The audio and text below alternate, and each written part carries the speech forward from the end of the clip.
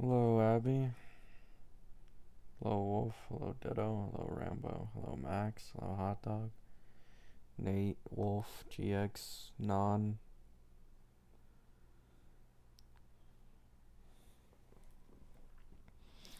Fenon mid. uh, Rage bait used to be believable, man. It used to be believable.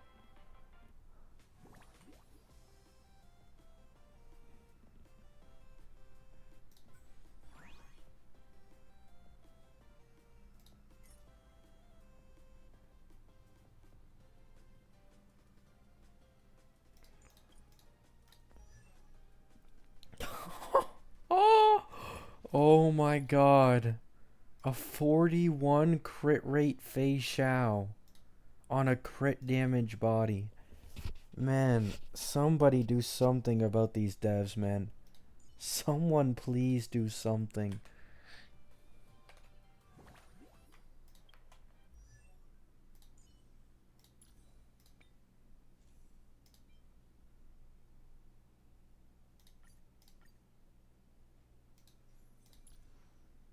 This is the best I can do. Shitty ass speed. Am I on attack boots? Oh my god, I don't even have speed boots. Fuck, dude.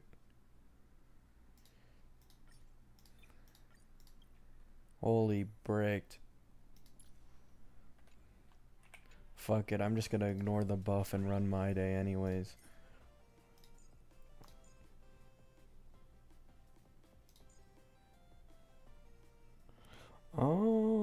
No, I can't run Sustainless.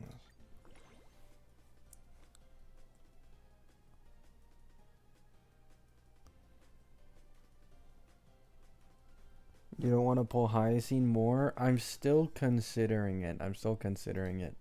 I was trolling on the whole fat fuck thing. I am still considering it.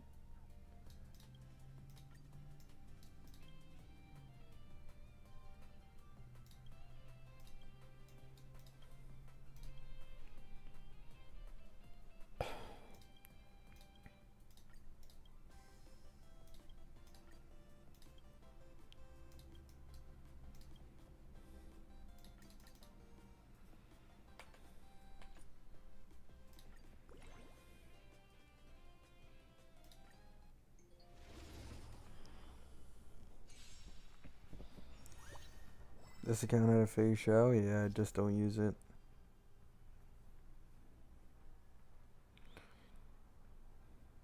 Don't consider it, pull Fenon? I mean, I can probably pull both as the thing. That's why I'm saying it. I could get E0S1 Hyacine and E0S1 Fenon.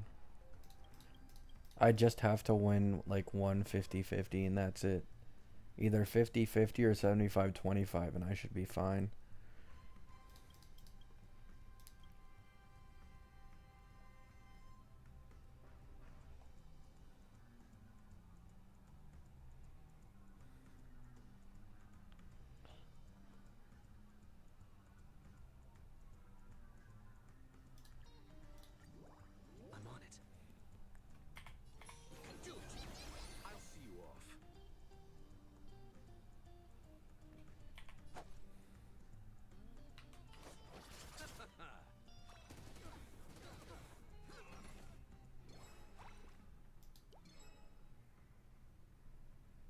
Um,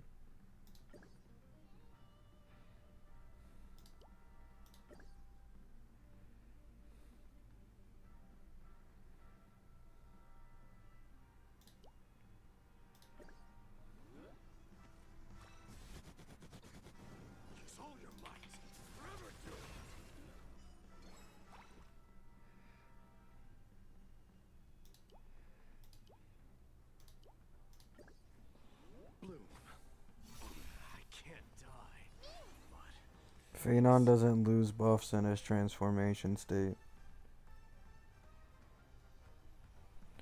It's extra turns, not action advance, the same way my day's Godslayers work.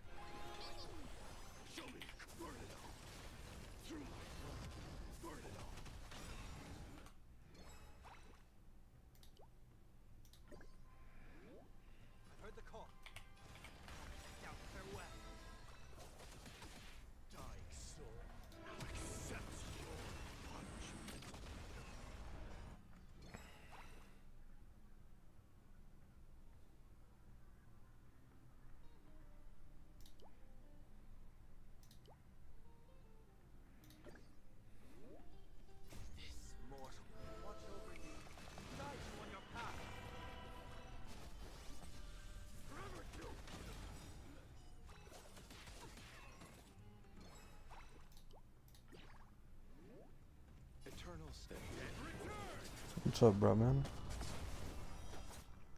Not a bad idea. You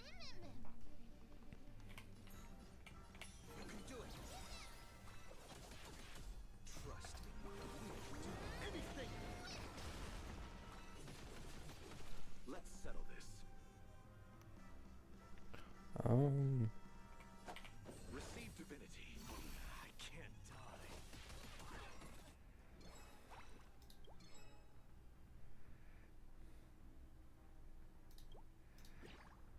Thanks. Remedy is before me.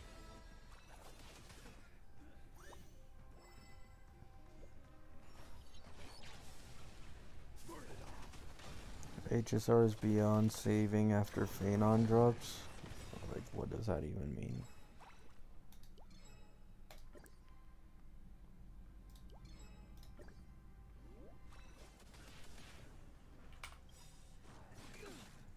Dying soul accepts your punishment. I mean, the animations will only continue to get better, but it's mostly for the lower important characters. Like, I could see Cyrene possibly being the same level or better. Power creep shenanigans? He isn't even power creep though, at least not yet.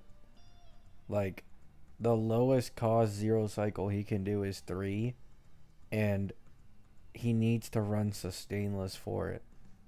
Like, he just isn't power creep currently. You can do it.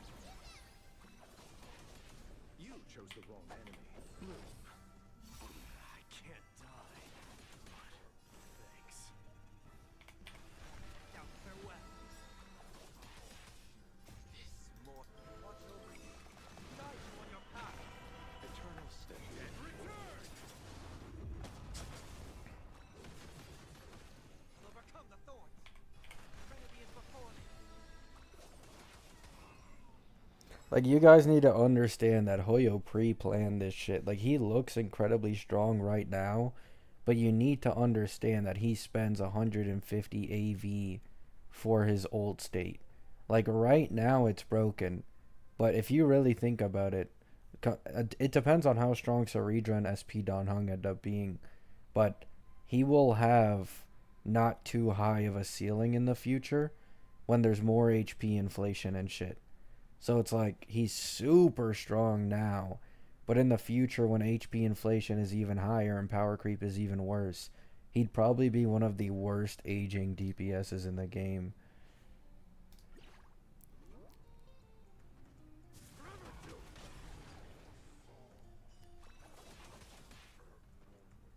Kind of like a Firefly situation.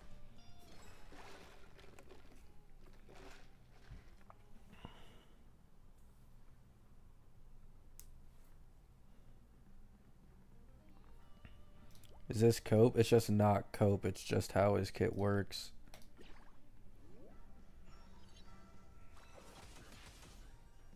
Not a bad idea. Dying soul accepts your punishment.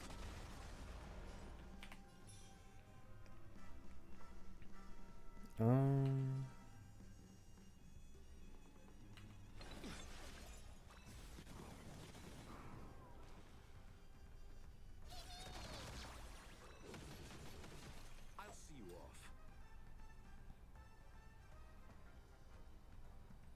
Does Fenon? No one needs their leg cone, especially as a new character. I'm not sure on the specifics of how much of a difference it makes, but it's for sure a very good leg cone at the minimum.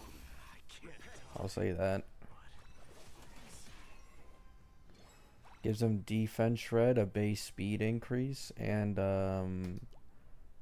like 60% I think it is damage on skill and ult.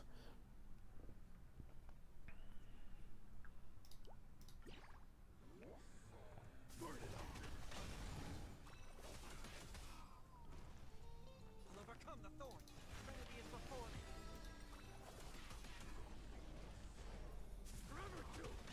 You think Sparkle can work with Archer? She seems to be a best in slot. Best in slot is probably Sparkle, Cypher, and then whatever sustain.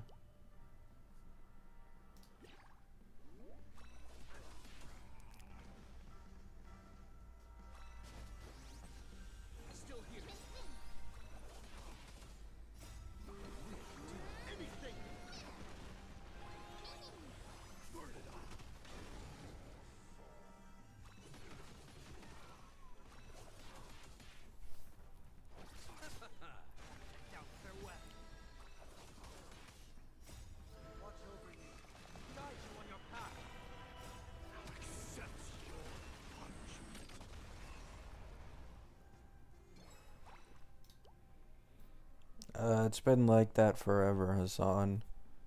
Blade's destruction, but his follow-up is AoE.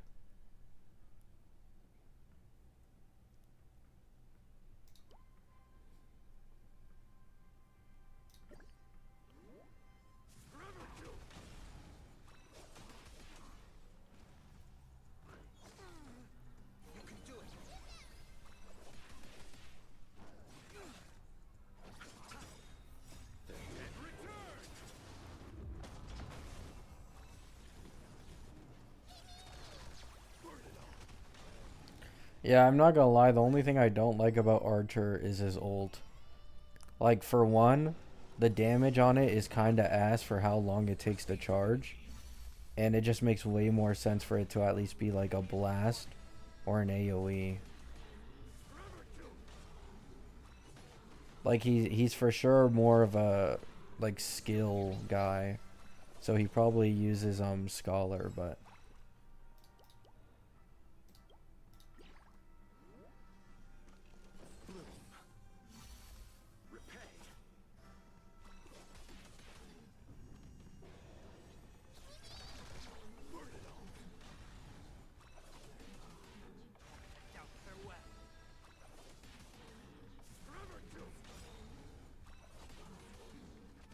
If you guys want me to be honest, I am more interested in Fenon and Archer than I am Saber. Maybe if that leak that we got a little bit ago is true, about us getting a character who can instantly refill all ults, Saber would become a lot stronger. But until then, like, I'm gonna be honest, 2 of Archer's skills are doing like the same damage as Saber's ult. And he's doing it single target.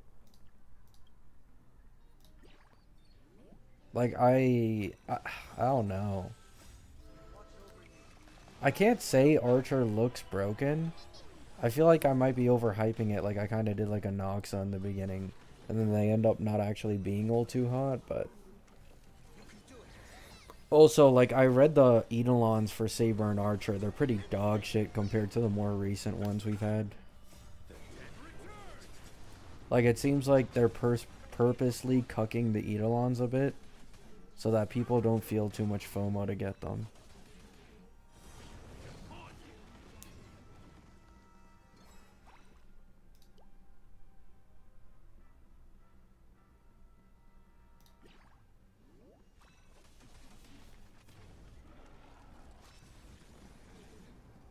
Oh wow, really, Yakus?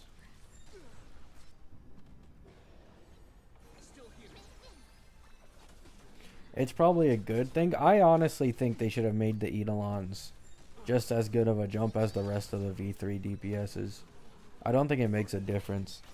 Because with this game's power creep and Eidolon power creep, it's honestly better for the people who like put in money to make the character they like last longer.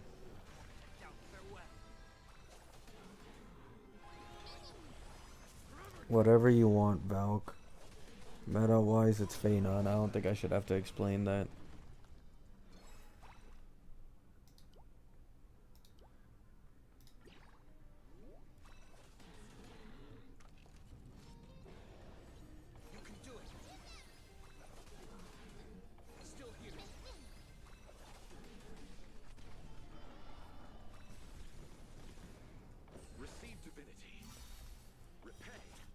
If I get lucky with my Fenon pulls and I'm able to get him E0S1 without losing, I'll probably pull Archer's Lycone and also play Archer, just without Sparkle.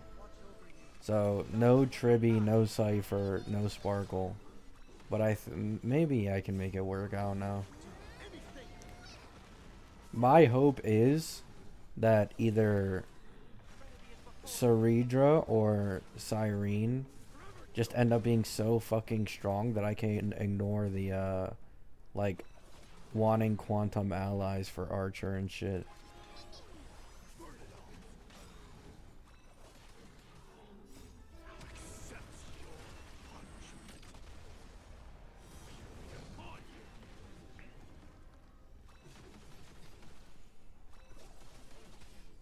I don't think Sparkle is mandatory in the slightest.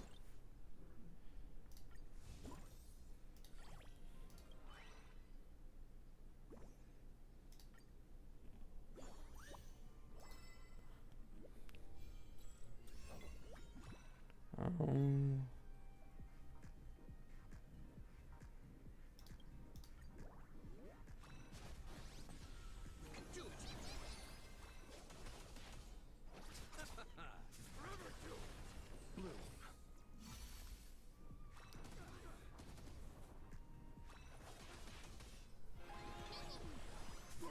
Gabby, will Fenon make my dungeon last a little longer from power creep? Nice.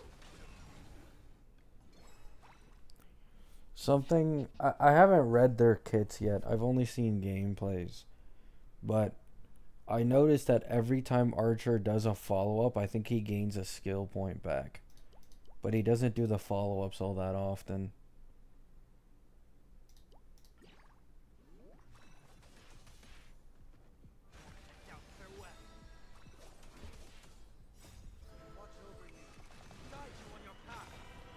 I don't have Hyacinth. Well, yeah, if there's gameplay, the kits are always leaked before gameplay, guys. All their kits have been leaked and shit. I just didn't upload it because I was tired as shit last night. Receive divinity. Repay.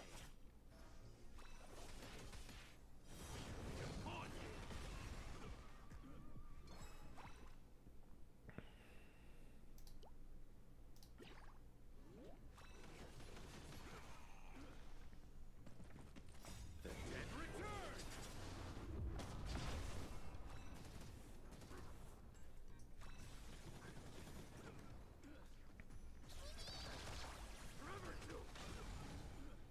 Oh, I see, Bruno. Thank you.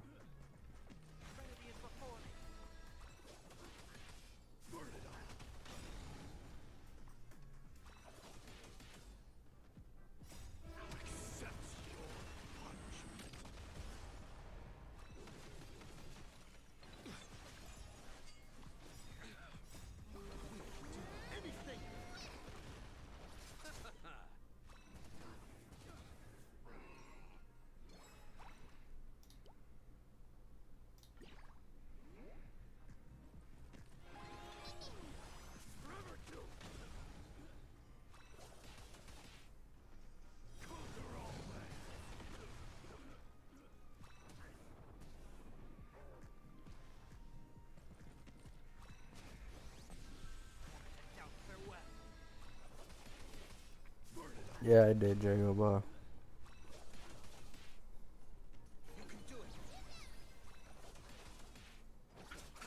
Rip the DPS Hyacinth Dream. I'm still pulling her, probably.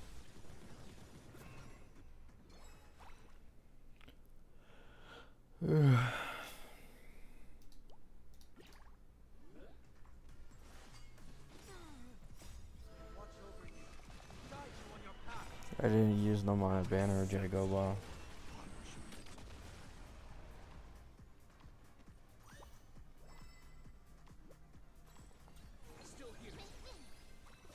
Skipping Chacona, she's not even on the banners right now. I'm considering it though.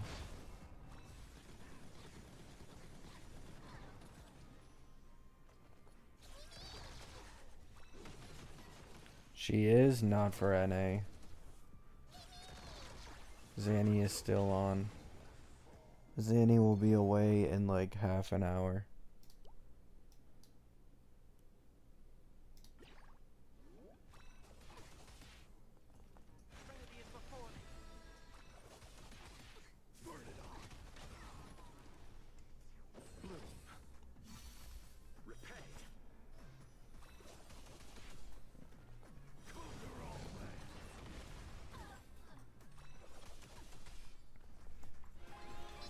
I don't know what you're talking about, Sloth.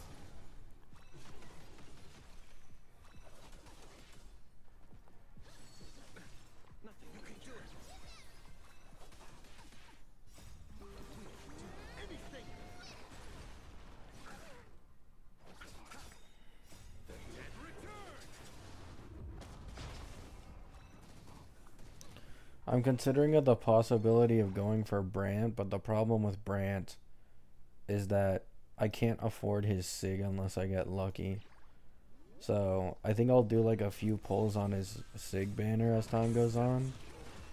And if I get lucky, I'll use my character pulls on him.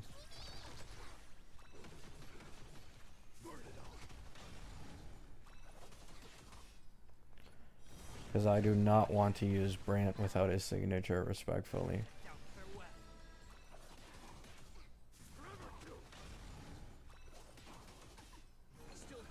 Surprisingly, MOC inflation didn't go up with Fenon's release. It almost never does. It'll go up a patch or two after.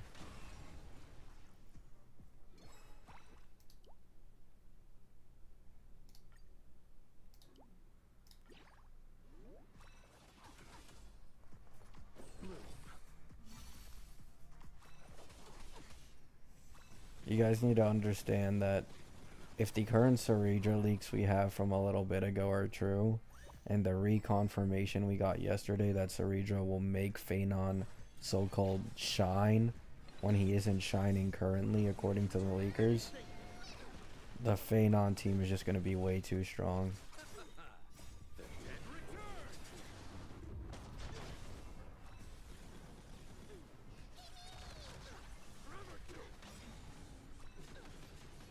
Oh really, Arts? Thank you.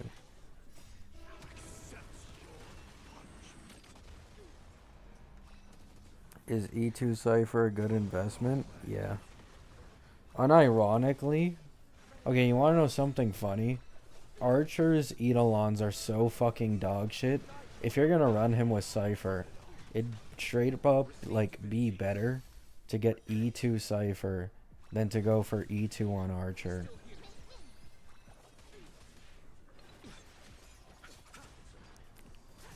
Why is my Luocha basicing when with 5 skill points? What the fuck is wrong with the auto in this game?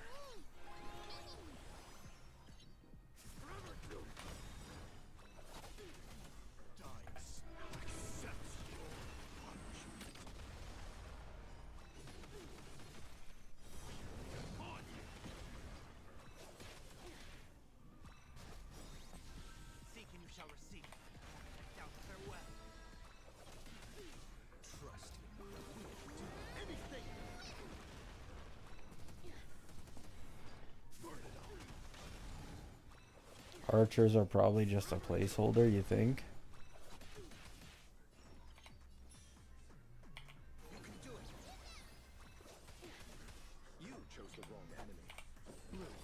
I wouldn't be surprised if they keep those Archer Eidolons because of them being collab characters, and I've never seen it like that before, but...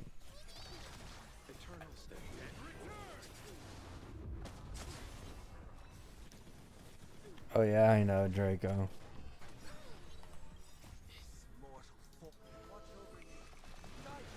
I'm in a fucking Lura Reddit and I'm already seeing people doom post HSR Archer when his model isn't even finished yet.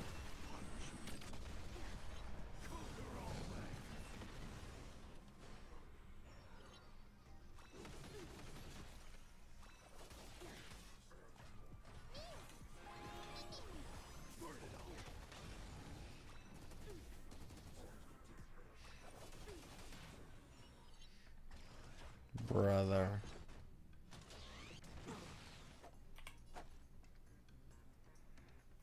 Receive divinity. I can't die. What?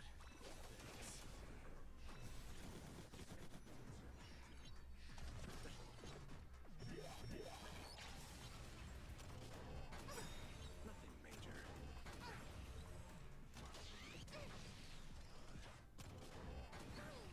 I am not beating this shit.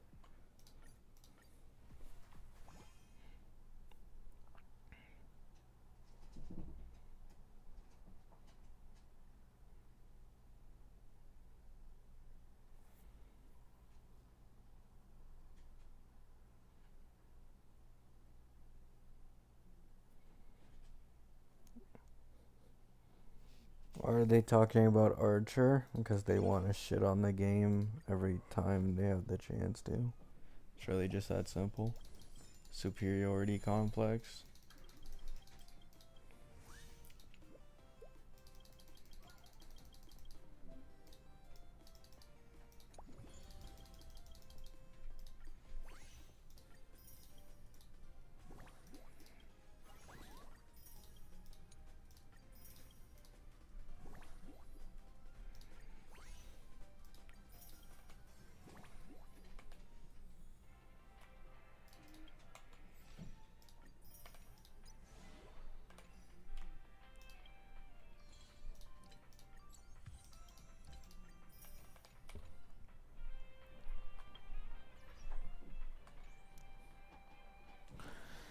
You saw the Gotcha Joyer vid and the amount of defense they gave for Lupa and Cartethia? Nope.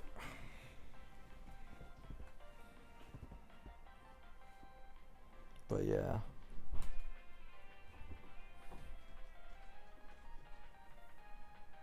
Oh yeah, that one? Yes, unless I did watch. I thought you were talking about a new one.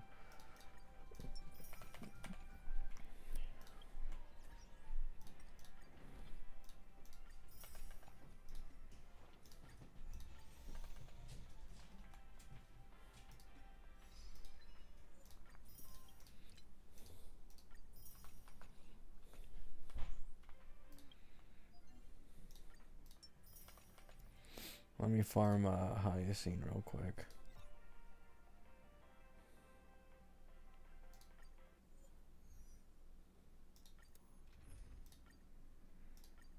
Ta-da! How's this? Oh, Ezzo.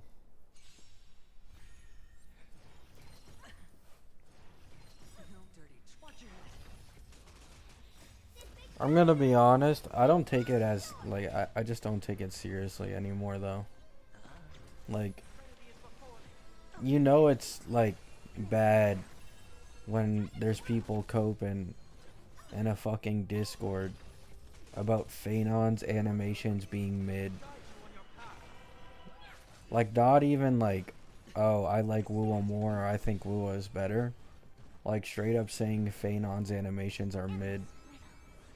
Nothing but a boy. Like, it's actually 0 out of 10 rage bait.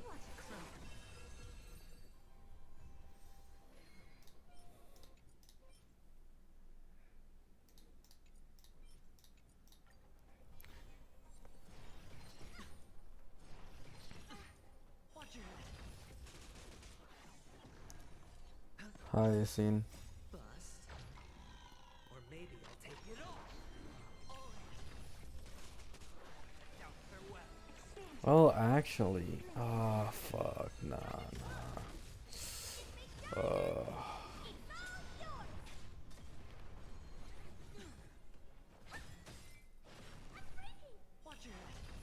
Wait, by the way, I want to say something. I think Hyacine does give Fenon stacks. I could be wrong about this.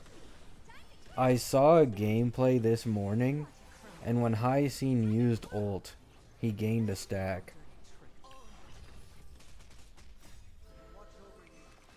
I could be wrong, though. I could be wrong. Open sesame. Glimpse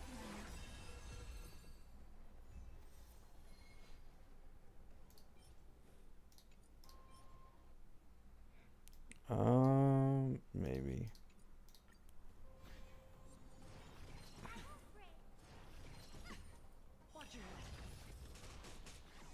You still getting E0S1 Fenon? Yep. Or maybe I'll take it all.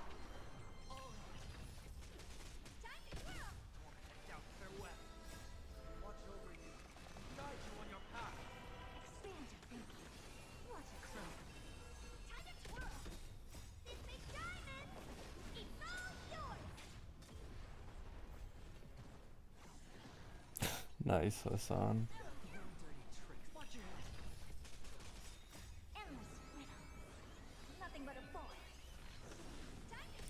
I'm not gonna lie, I was gonna make a community post, but I didn't want to be like rude or toxic.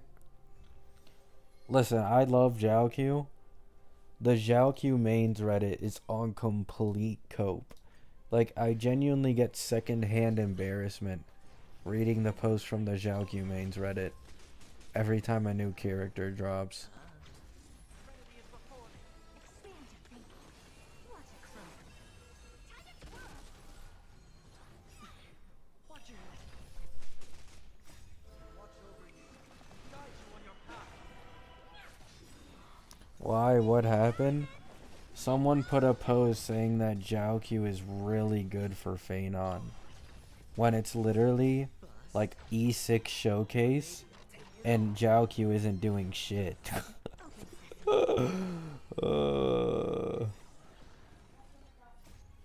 riddle. Nothing but a forest. Time to twirl. Watch your head. Expand your thinking. Glimpse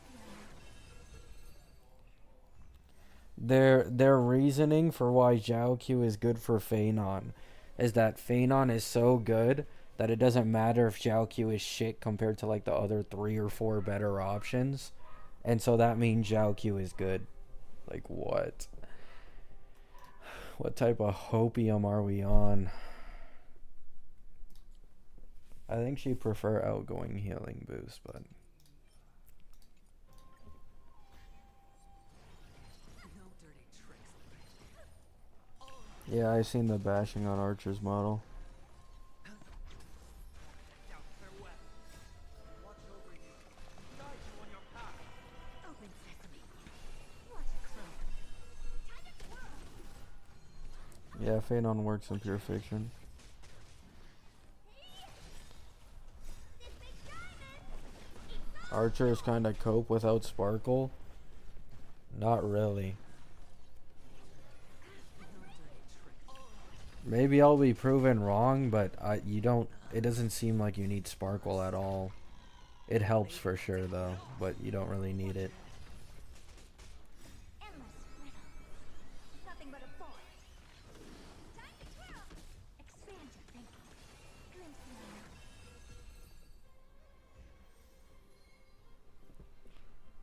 I think if you have an E0S1 Sunday, I don't think it's like all that bad.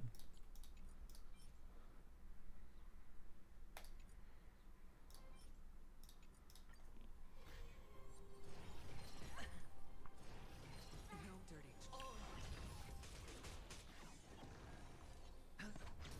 Serenity is before me. Watch over you. Guide you on your path. Open sesame. What a crow. Time to twirl. But every DPS1 Sunday, I mean, yeah, I know. Like that, it's the same dilemma I'm having, but I'm pretty sure Sunday. The only reason why Archer really benefits Or maybe from Sparkle is because he's SP hungry Quantum, and I think Sparkle, like obviously she gives that like little bit of an attack buff, but I wouldn't be surprised if E0S1 Sunday Nothing but a forest. can just make up the difference by being just way better than Sparkle, despite losing the attack buff from Trace.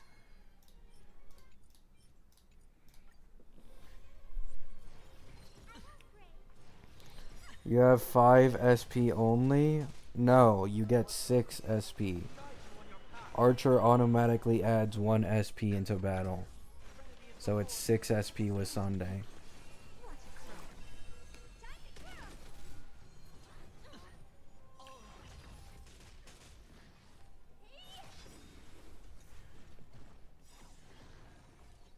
This big diamond.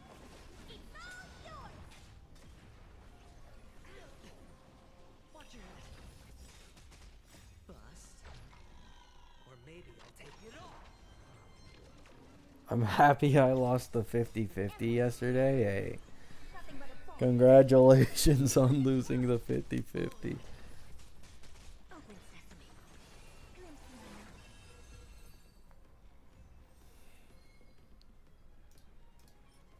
Trash, holy fuck.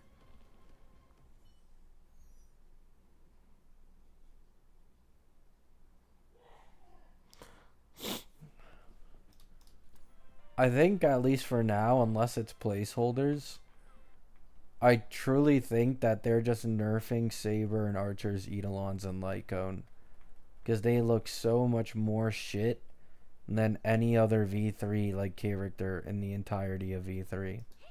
Like those Eidolons and Lycone in comparison are dog shit. I think they're doing it on purpose for like the non-whales to not have to worry too much about like missing out on Eidolons and stuff.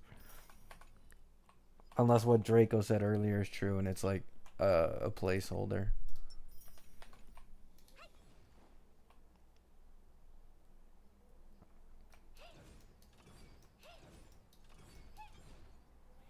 V2 level Eidolons, I wouldn't even say V2 level Eidolons.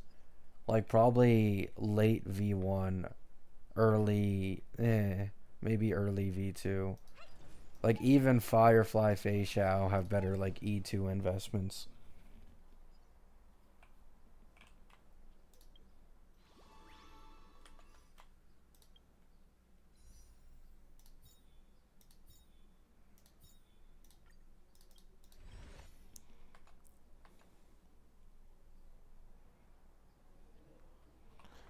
Just means I can skip Archer and Saber's Lyco. And yeah, me personally though, if I get lucky, I am more interested in Archer than what's it called? I'm more interested in Archer than Saber. So I'd probably need to pull his limited Lycone. I don't have any.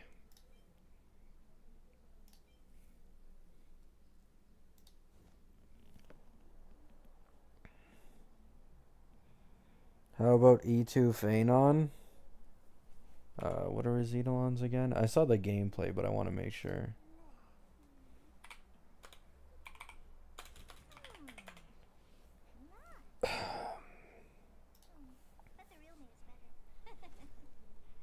Oh yeah, there's E0 Acheron showcases with E2 Silverwolf now.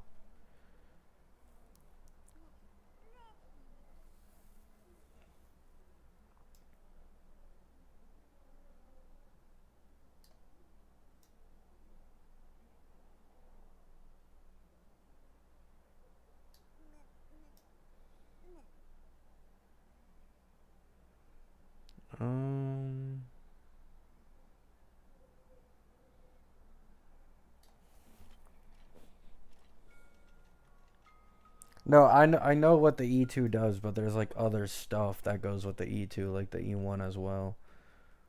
So that's why I'm trying to find the Eidolon kit.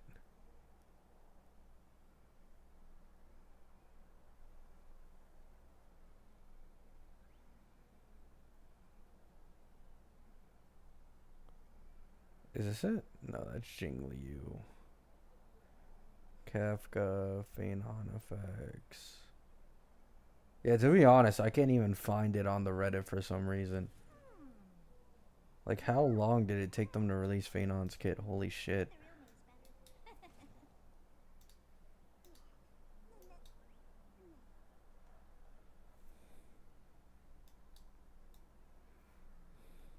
Okay, I got it.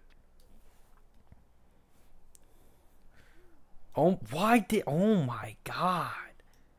Just kicked me out. Okay, yeah. I just can't look at it. Let me search it up. My PC's being a bitch.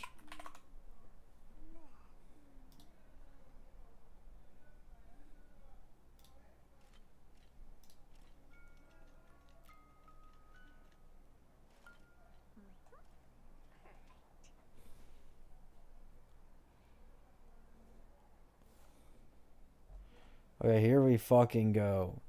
The speed of the extra turns increased to 72% of Fenon's base speed.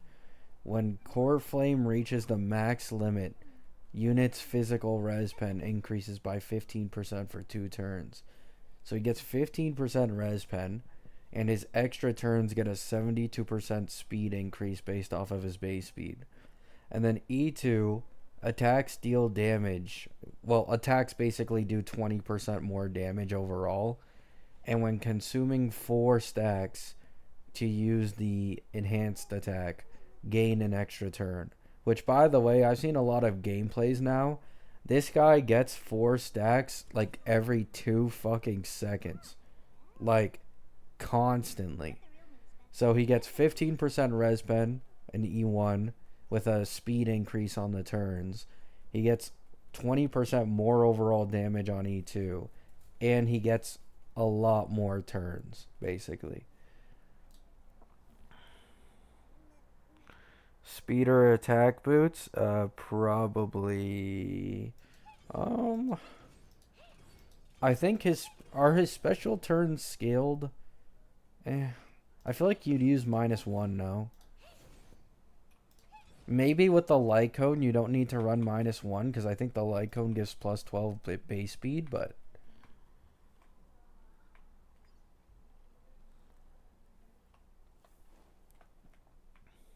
Yeah, I'm pretty sure, like, anytime you're running someone with a bunch of action advancers, it's always best to run -1 on the action advancers on, like, 135 or 136 Fenon, 135 Sunday, and then, like, a 134 Bronya. And then you use Bronya to action advance Sunday, and Sunday then action advances Fenon.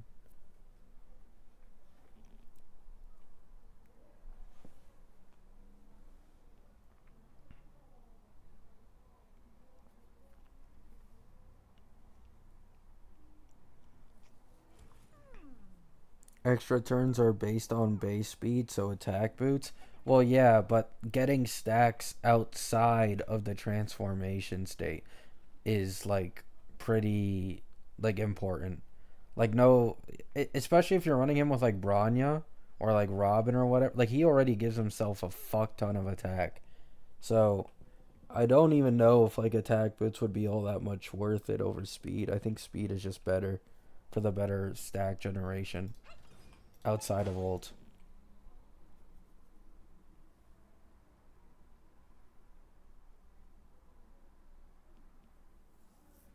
Thoughts on Jing Liu buff? I haven't seen any gameplay, so...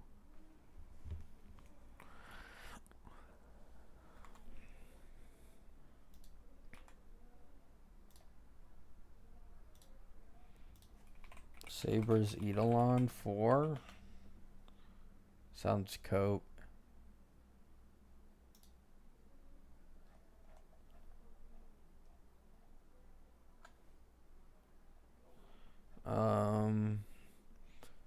So yeah, E1 increases Saber's damage dealt by 50%. And after Saber uses a basic skill, gain 1 core resonance. E2 is basically just a 50% crit damage increase. That's about it. E4 is legit 4% res pen. After using ultimate, increase Saber's wind res pen by 4%, stacking up to 4 times. I'm gonna be honest, by the time you do 4 Saber ults, everything is already fucking dead. But if you do fully stack this, it's like 20% res pen. So honestly, not a bad E4, you're right. And then E6 is just more res pen. Upon entering battle and using ult, regenerates 300 energy for Saber. So basically just gives her a free ult at E6.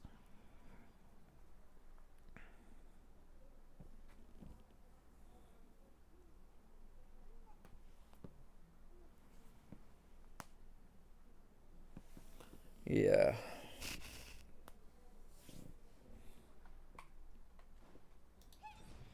No one's pulling E6. I mean, you brought up E4. Most people who can go to E4 would probably be able to go to E6.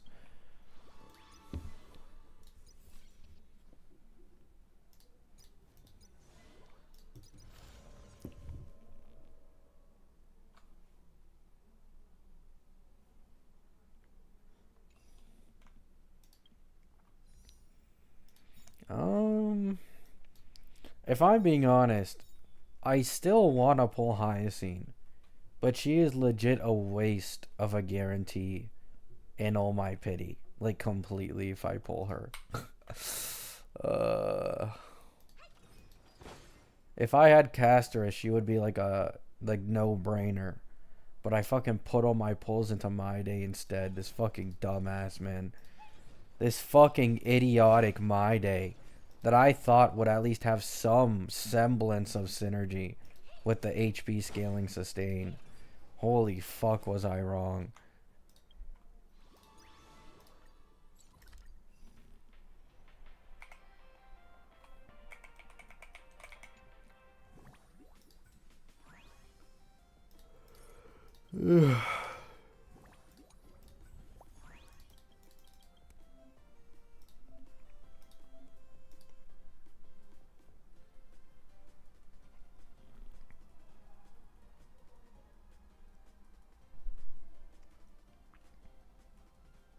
Boot Hill treatment? Not even Boot Hill got treated this bad.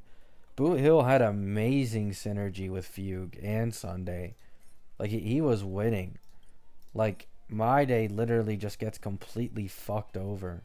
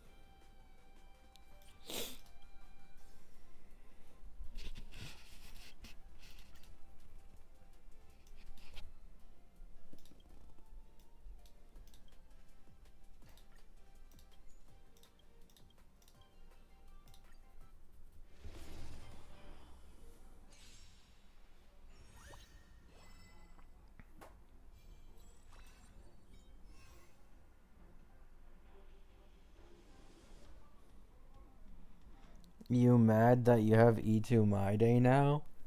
No, not really. The bigger problem I have is that I promised people I would pull Fenon. So I'm going to pull Fenon. But like you need to understand, My Day still probably has the best like E6 investment in the entirety of the game. Like if I didn't make that dumbass deal without thinking twice, I would just go for E6 My Day and just ignore everything fucking else. Um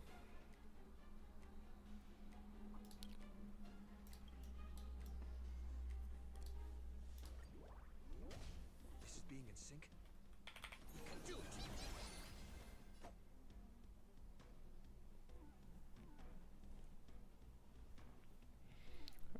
It's not even a cope. Like, why do you guys call everything cope, bro? Oh my god. It's just not how it works. Receive divinity. I can't die. Eternal state. It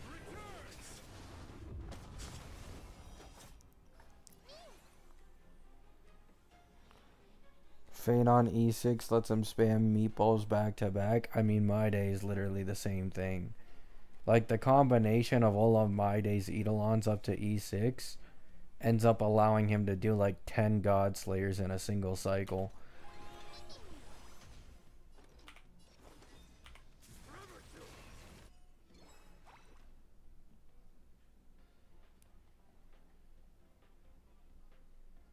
Um...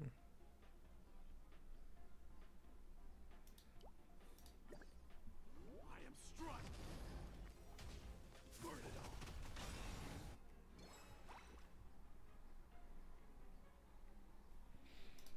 Oh yeah, I'm probably not going to go for E6 My Day. Like, don't get it twisted. I'm probably not going to go for E6 My Day.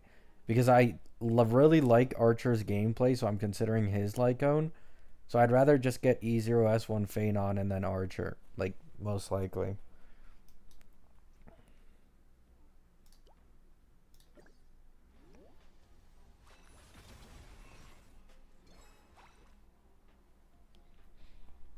I mean, the thing is, Draco, My Day's best in slot support would be Saridra. Like, he might not be able to use SP Don Hung, but it would be Saridra. Because it just allows double the turns for My Day, which leads to more attacks and more God Slayers. Like, they both benefit just as much. Unless there's, like, some anti-synergy in Saridra's kit that just fucks it all over. I don't have phase shower ratios like on this account. I don't have any limited hunt Lycons.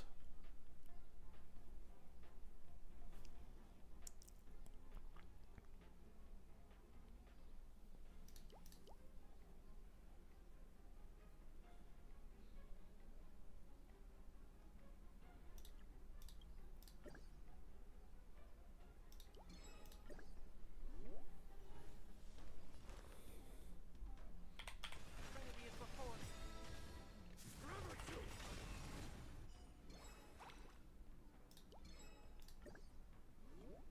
Dying soul accepts your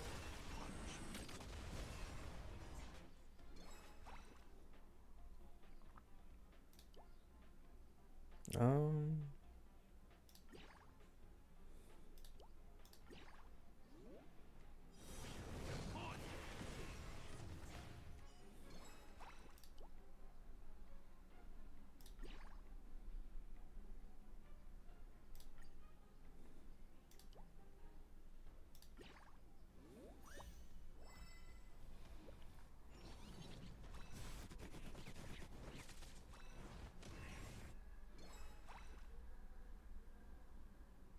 Oh yeah. Sunday is best in slot. Yeah. How dare you even ask that question? You should already know the answer. The omnipotent fucking Sunday. Still here. Trust in me. Do anything. You chose the wrong enemy. Receive divinity. I can't die. But burn it all.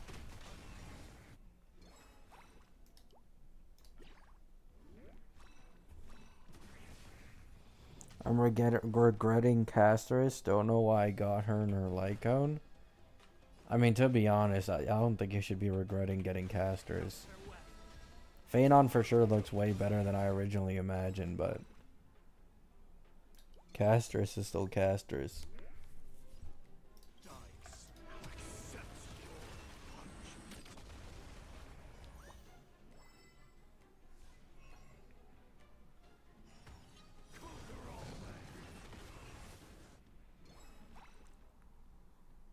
I got her for the dragon, but the gameplay is not satisfying at all. I mean, okay, can I give a hot take here that, maybe it's not a hot take.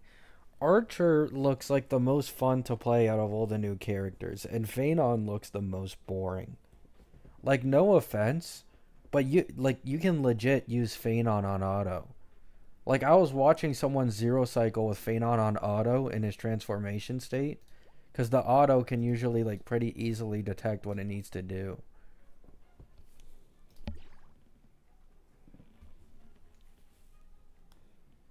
Like, Fenon for sure has the most badass animations in the game so far, but he looks boring as shit to play.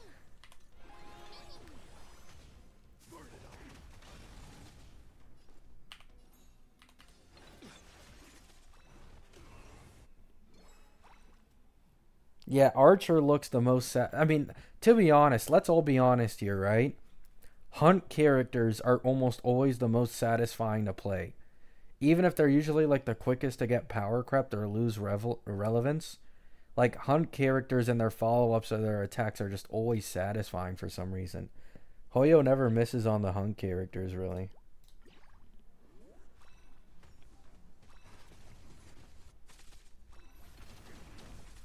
Can I use ratio LC for Archer? You can, but it's not exactly going to be all that good. Because I'm pretty sure ratios LC is focused on follow-ups, and the majority of Archer's damage is skill. Like, his follow-ups barely do shit. Receive divinity. I can't die. But thanks. Eternal sleep. The dead return. Not a bad idea.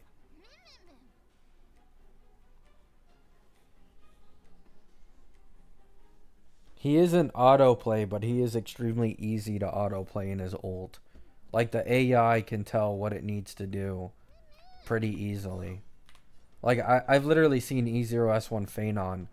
The only time they aren't putting it on auto is right before he ults, and then the second they go into the transformation state, they put it on full auto, and it just zero cycles. Like, it does everything, like, move correctly. So the AI for Fenon actually looks like it knows what it's doing.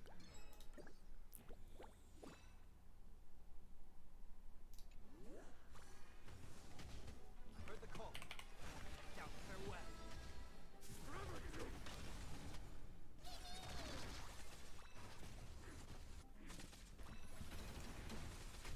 Let's settle this. Bloom. I can't die. But this is being a sink.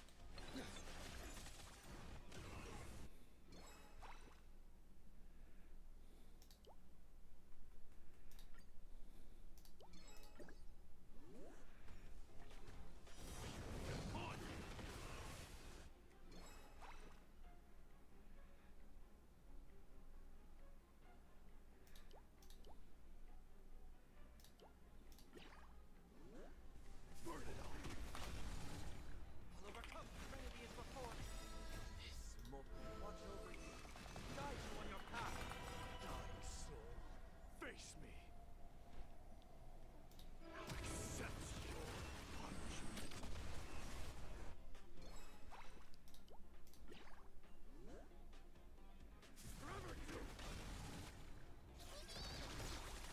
You chose the wrong enemy.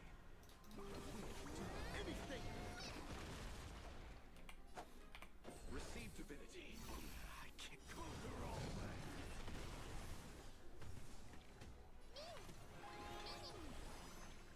Burn it all. Might make a new account just because Firefly is buns now. The only annoying part about making a new account is just getting through the story, to be honest. And like farming relics. After that, it's like pretty much a breeze.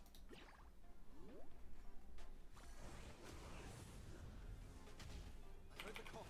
Now farewell. Forever do. I'll see you all. Bloom. I can't die. But no consequence. Eternal state. I'm still gonna full auto Fenon. I mean, it'll probably work just fine. Is Fei Xiao Lycone better because of the death shred? Isn't it locked behind like ult? Or am I wrong? Like Archer's ult barely matters, I'm pretty sure.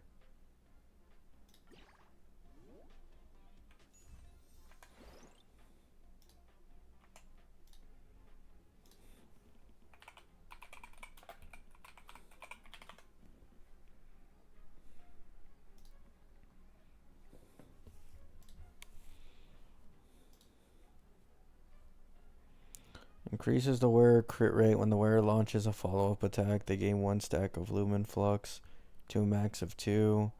Each stack of Lumen Flux increases ultimate damage. And ignores def... Yeah, like, nah. Her Lycone isn't all that good.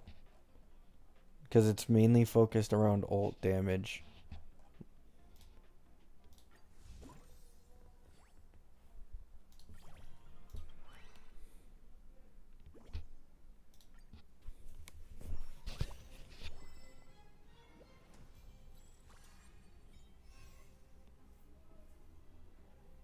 Yeah, like, something you guys also need to keep in mind, like, Fenon is gonna rerun. Like, if some of you, like, really want, or, like, currently investing in casters, or, you know, you want to get these fake collab characters and you feel like you're missing out, like, Fenon will probably rerun in, like, 3 to 4 patches, bro. Like, just look at Herda and Anglea. They reran in 3 too. Tribby's supposedly gonna rerun in 3 as well. Lingshaw and Fei Xiao reran within 3 patches. Like, if you really feel the FOMO, like, for those who are patient, like, just wait 3 patches, like 4.5 months. There's a decent chance he just comes back around.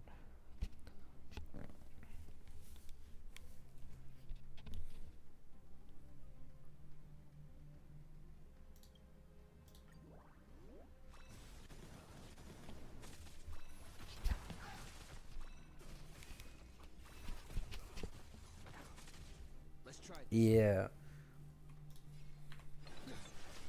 This is why I don't have a problem. Like, I was originally like, oh, E2S1 Fenon all in when he initially drops. The more I thought about it, and especially after seeing Archer's gameplay, it's like, I think I'd rather get Archer. I don't care about Saber all that much, I'm going to be honest. But I can get, like, Archer, and then, I can just get E0S1 Fenon right now. And if I still, like, really like him, I'll just go for, like, E2 on the rerun. And it's that simple.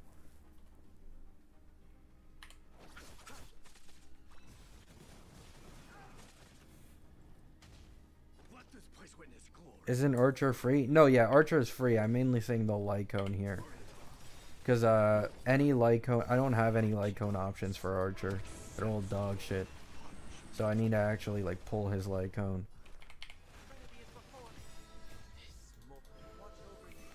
Guide you on your path. Show me your courage. Forever through my blood. Burn it all.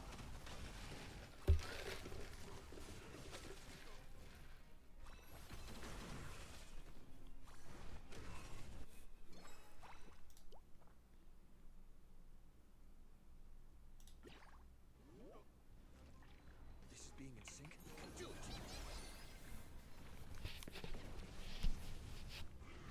So feeble. I'll see you off. I mean, according to the leakers in the fake collab event, there's a bunch of hints that might imply that they will do, like another collab in the future. Because there's apparently in the fake collab event, there's a shit ton of, like, Lancer, like, reference, like, a bunch of Lancer stuff. And, like, other characters as well, like Ryder or something. So a lot of people are speculating that there might already be another collab in the future.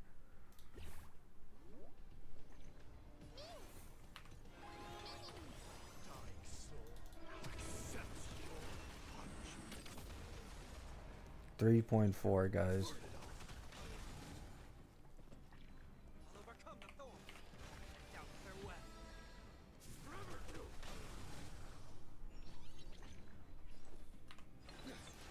Trust me. We will do anything. Maybe Mystic.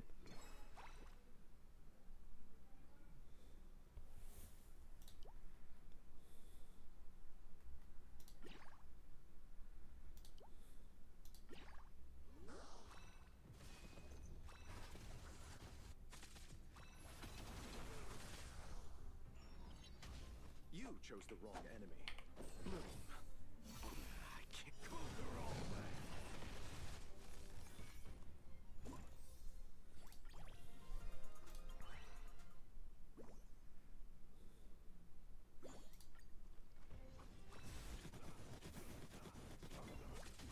This is being in sync. Oh yeah. Like, it's so funny, bro. Like, I don't want to get into it, but it's so funny. Like, seeing these, you know, CCs who quit WoW, seeing, like, the community I'm not in a from, hurry like, anyway. the Kuro side. And, like, oh, he's free. That means he's going to be dog shit ass. He's not going to be any good at all. And it's like, oh, like, is this what it feels like being an elitist and, like, gatekeeping an anime or something? Like, these people have zero clue what they're talking about, and we're just fucking eating, bro. Like,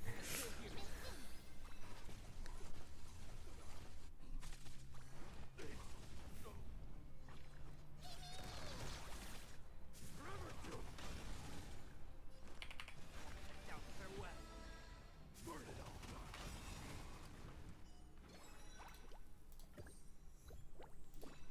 Receive divinity. I can't die. Dying soul accepts you. the cope levels are insane. They actually are.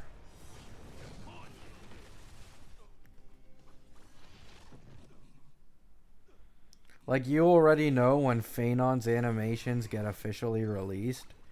I think there's gonna be a lot of glaze, and maybe, like, a content creator or two will come back from the Lua side just to try it.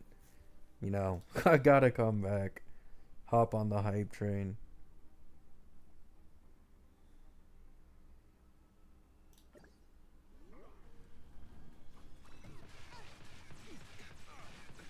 Nothing major.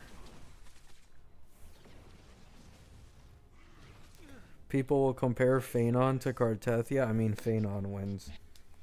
I say this as someone who said Cartethia's animations were the best in any gacha I've seen when it released. I like Fenon's more than Cartethia's, at least personally. What is it we're waiting for? I can't die, but thanks. If you want to talk about like actual like I don't know like interactive gameplay, animation fluidity, you can probably give it to Cartethia because Wuwa is just like the more newer game with a more updated engine. Eternal stay. But animations wise, like purely, it's just Fenon.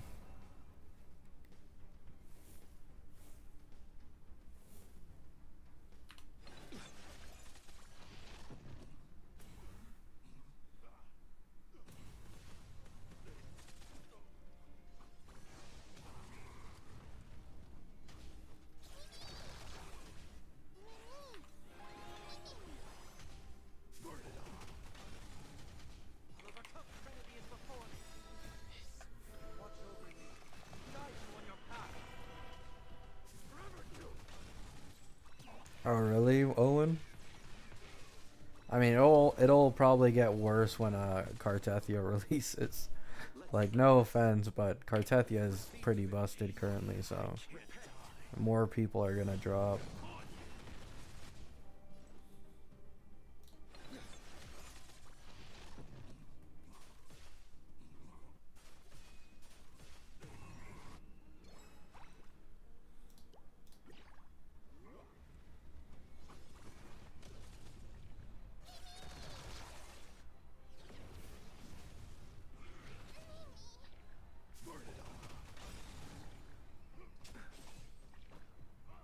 I mean, I realize that, Jonathan, but it doesn't really change anything. That's why I gave the edge to Wuwa in terms of animation fluidity when it's an open world game versus this game when it's turn-based. Like, I give them both their props in their different respective fields.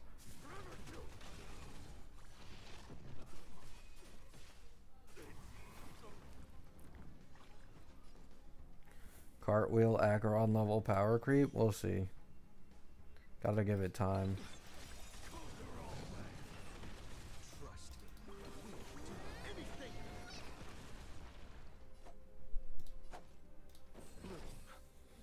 I can't die, but thanks.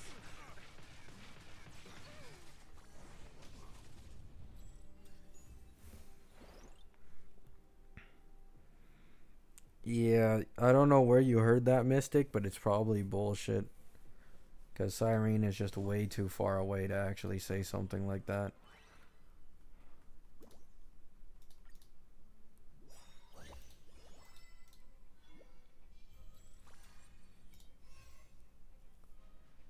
Um...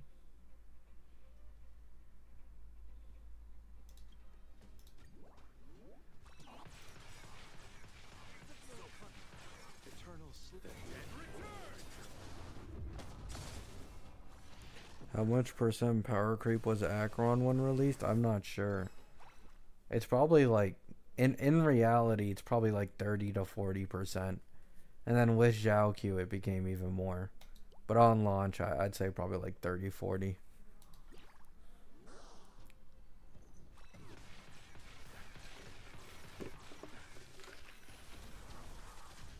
Not a bad idea. You can do it.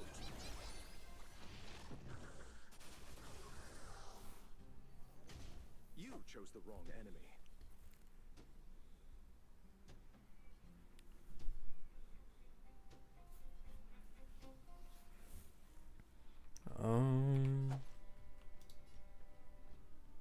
Receive divinity. I can't die, but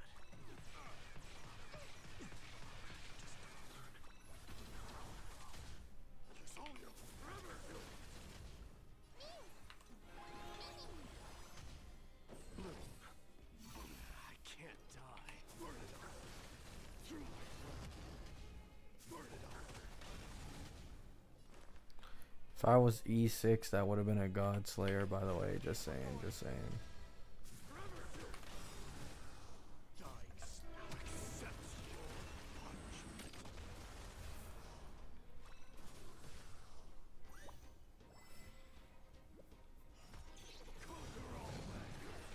Knowing that Saridra gives extra turn and makes me turn down E2 Fenon.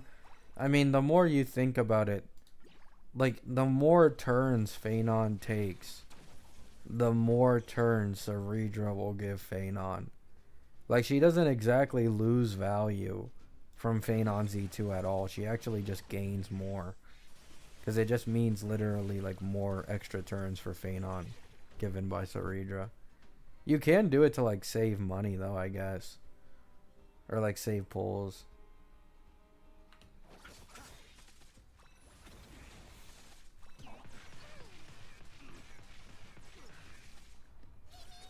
No, Saridra isn't an action advancer. She gives an extra turn after the person she's buffed takes an original turn. So this would go through into Fenon's transformation and give him extra turns since buffs don't go away.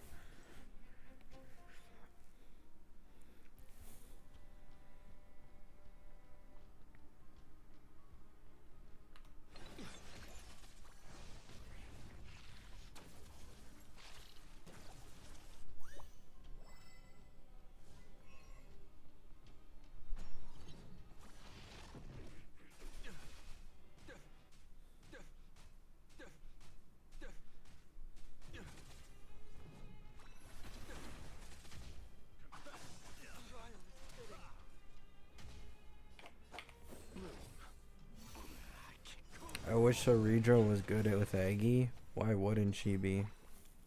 I'm confused.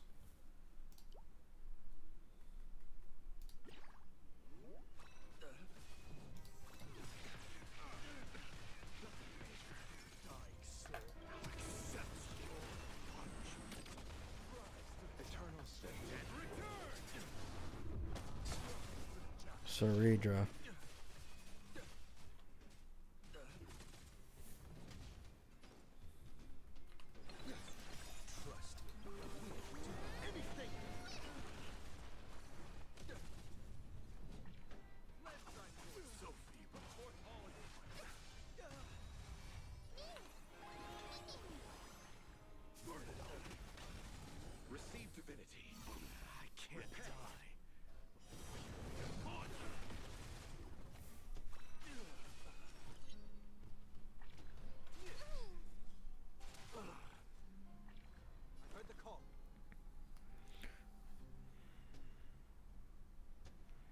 Yeah, I already knew Fenon and Saber didn't have global passives.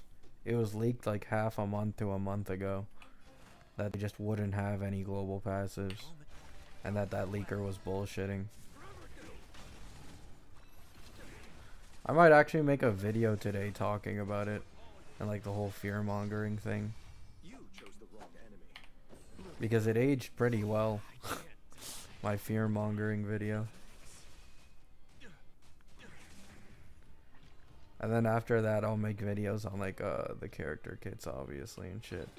I'm just incredibly lazy right now, so I'm procrastinating.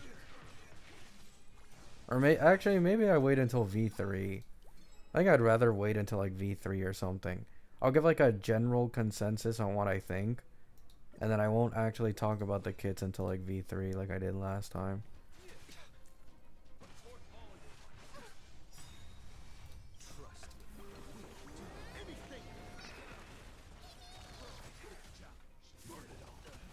Yeah, bro. They also said Saber would have a global passive.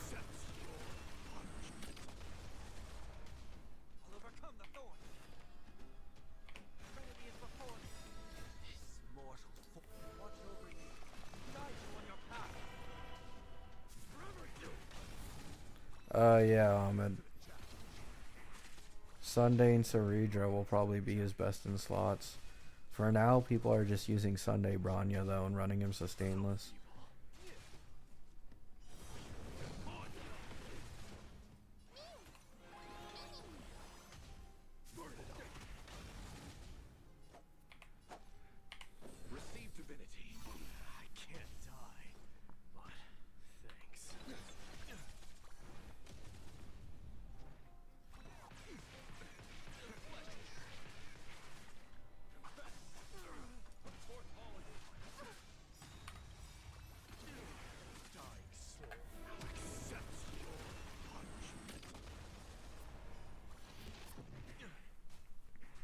These people are the so-called gotcha experts, yeah.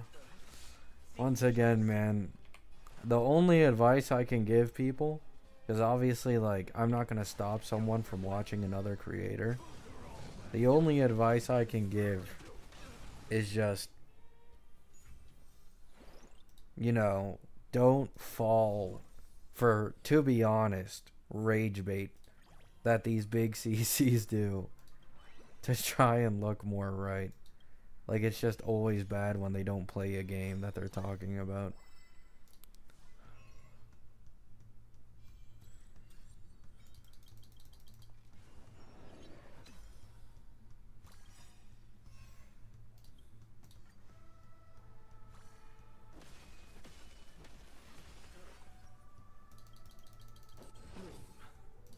I can't die. But eternal stay. Is Remembrance Trailblazer good? I mean, you can use him, but he's not like there are for sure better options.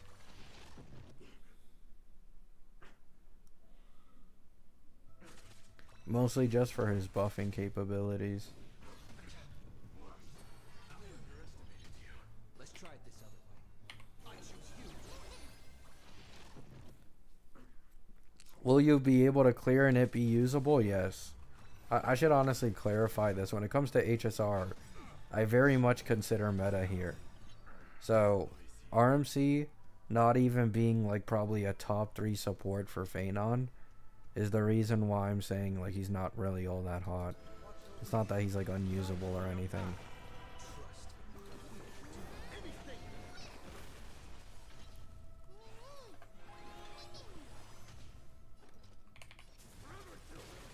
Brother. Is it gonna be bugged? Fuck.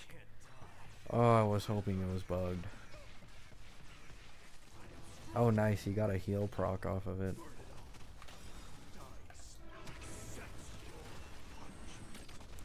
Is Bronya supposed to advance Sunday or Fenon? It's probably just better to advance Sunday.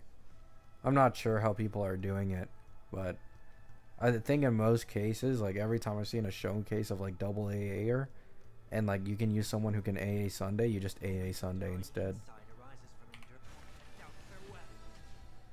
Especially if you have light cone because of the skill point generation.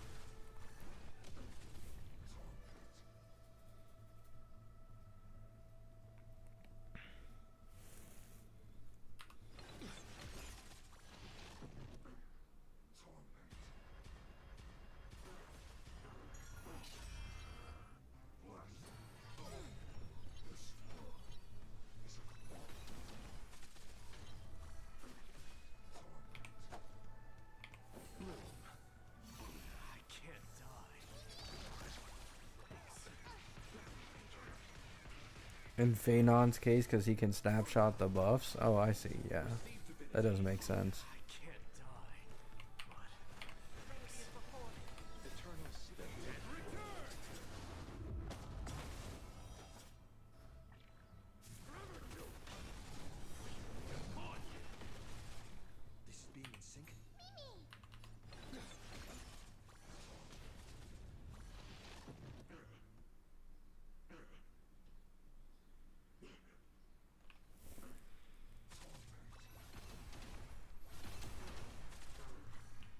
I don't know why you wouldn't run him sustainless.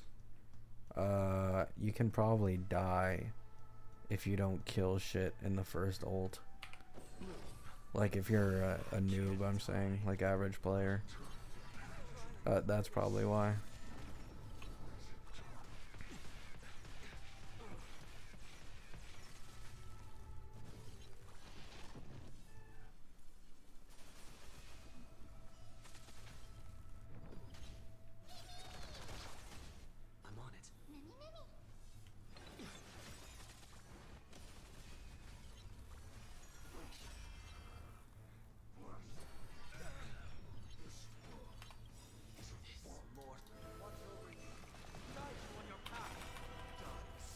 Next global passive prediction, probably Cyrene.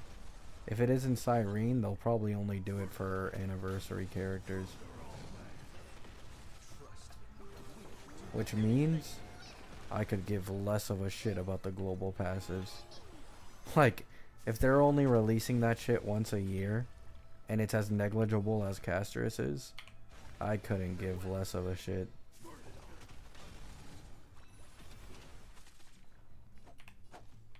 Receive divinity. I can't die. But thanks. Oh, really, Solus? Yeah. Eternal state. Return! That's the problem with Sustainless. Especially with like the recent like enemies they've been adding who can just randomly start fucking nuking your team. Like, it's good, obviously. If you can guarantee kill the entire thing in the first cycle, you're good. Like the first ult.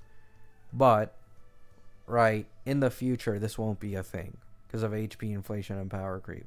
So you either have to like get Ceredra or go into like Eidolons if you want to run Sustainless, or you just get like a good you know, like a good lineup of enemies that won't kill you before you can charge second ult. Then you can also use that. But Sustainless for sure has its like, you know, downsides.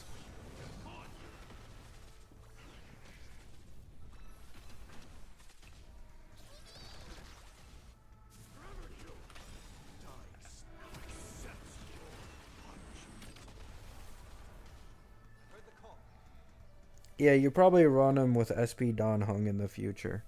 Because like, you got to keep in mind, like, Sunday's going to give him 50% more damage bonus because of the summon on him from SP Don Hung. And then SP Don Hung will also probably have like either debuffs or buffs that can also help him out. You know what I'm saying? So with SP Don Hung, you'll probably just be able to, you know, run sustain, but that's 3.6, so.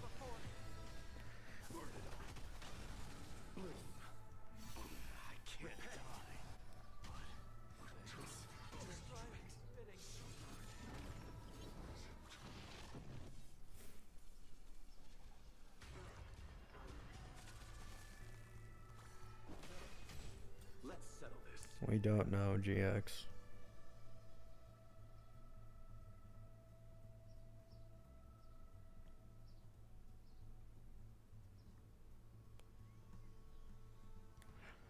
I mean, I said it earlier, Blade, but extra turns on Fenon only become more valuable with Ceredra.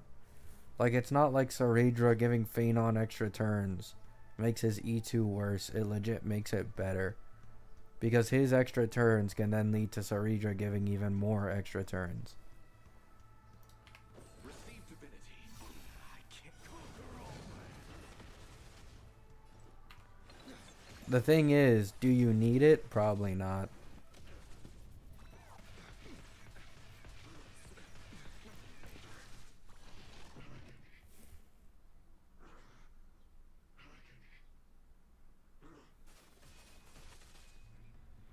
I got S0R1 brand today, and oh, nice, Void. Yeah, I'm not gonna lie, I'm leaning more towards Brant than Cartethia, but I don't think I can get his signature, which is annoying. Like, I really don't want to pull Brant without signature, bro. I just don't. It's not a fun fucking time.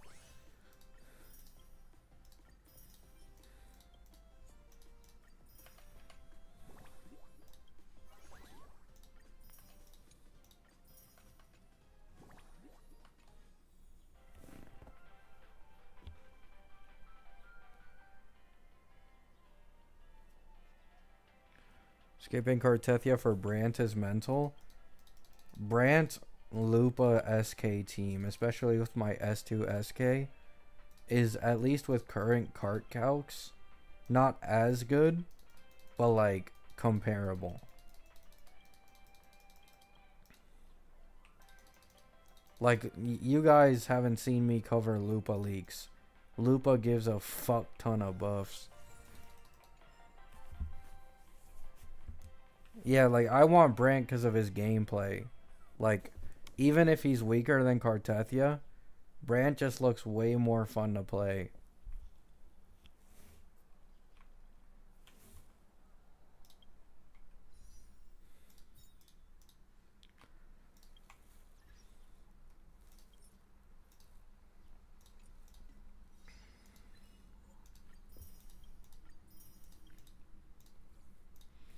I want to know how well Archer would do with Sunday Robin.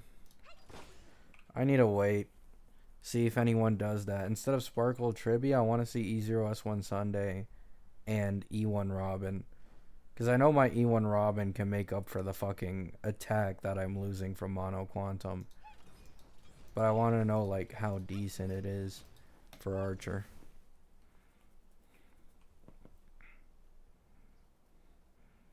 Chang Li? Why in the world would I pull Chang Li, bro?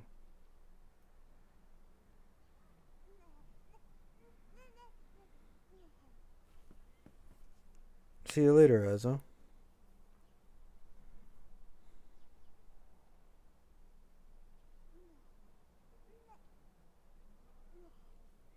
Yeah, like Archer, like looks. He might require the most investment out of any of the new characters, but he looks also like the most fun out of all of them. It's like the same thing with Brant. Like Brant looks more fun gameplay wise. He's more universal gameplay wise in terms of like you can put him in many team comps if you learn how to play him correctly. And like if there's another future fusion main DPS that isn't as shit as Chang Li, then I'll just be able to slot him in there and he'll have like a really good best in slot team. Now, is that Cope? Probably. Because who knows when that'll happen, but...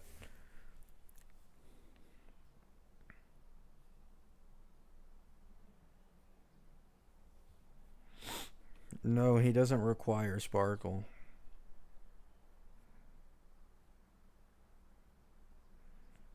Chang Li's hot woman, literally. The problem with Chang Li, she's just ass, man. Like, I'm not... Okay, it's obviously work in progress. Don't take it seriously. But, like, the current Mono Fusion team with Lupa, you have Chang Li as the main DPS. And she's doing nearly the same damage as Brant, who has less on-field time. It's like... And so this leads to hyper carry Brant with Lupa being better than the Mono Fusion team. Like, I don't... like, keep in mind, I'm happy personally. I'm happy. This means I can just not worry about Chang Li if I go for Brant Lupa, but...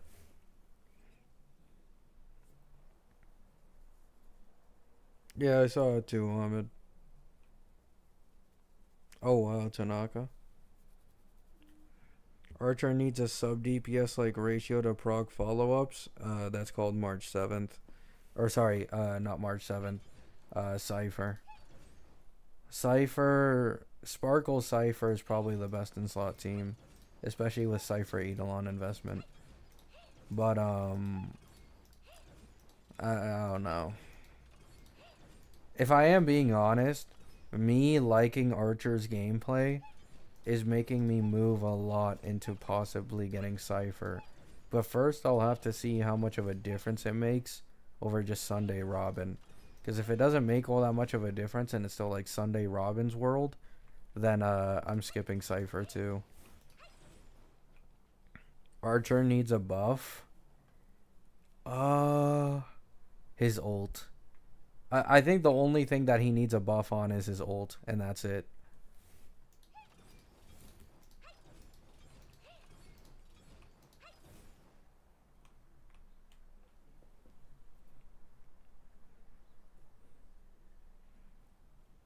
Probably not Mystic. That sounds absolutely terrible. No skill points at all. But the real me is better. Yeah, I think Archer looks strong enough. His ult is just dog shit, though. Like, he doesn't get it all that often. And his ult does nearly the same damage as his normal enhanced skills. So it's like, why does this ult even exist, to be honest? And then the worst part about it, his Eidolon investment is so shit, because I'm pretty sure his E2, instead of increasing his skill damage, it increases his ult damage. So it's like even his Eidolon investment is shit. And if you plan to go for Eidolons on Archer, it'd straight up be better to just pull Cypher, put the Eidolons on her instead. Because you get like, okay, with E1, you're getting like significantly more damage record. And as well, you're getting like 30% more vulnerability and more damage from Cypher herself. So it's like,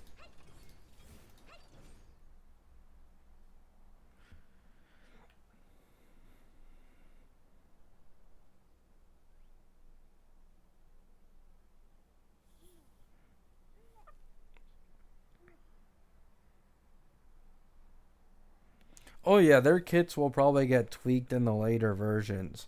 But like, you never know if it's for better or worse. Like, everybody thought Cypher would get buffed, and then she did, and then all the buffs got reverted with an extra nerf on top. Like, I'm gonna be honest, this whole thing of like, oh, wait until future versions to talk about it, it doesn't really work anymore. Like, even the whole V3 thing, like, most of the big changes that have been happening recently with characters have been like V4. Like, unironically, it's been V4 recently over V3.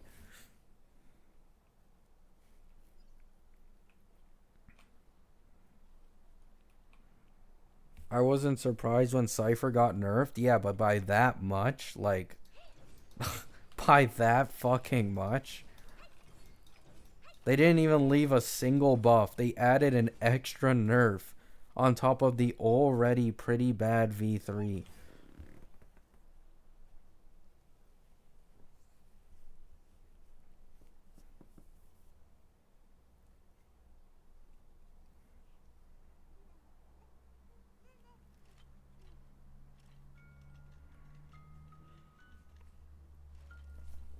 Actually, let me look at Archer's Eidolons. They're the most shit out of all the new characters, by the way, like by a long shot. Like, his Eidolons are straight up garbage.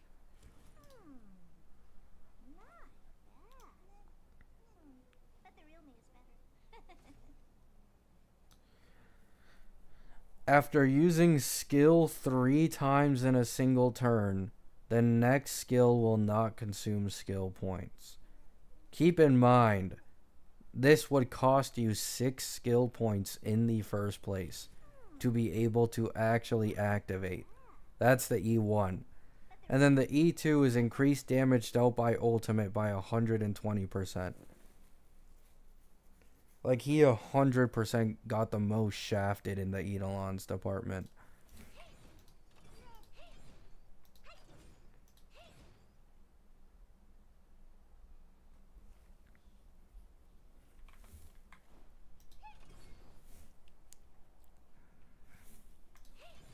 Actually, what are his E4 and E6?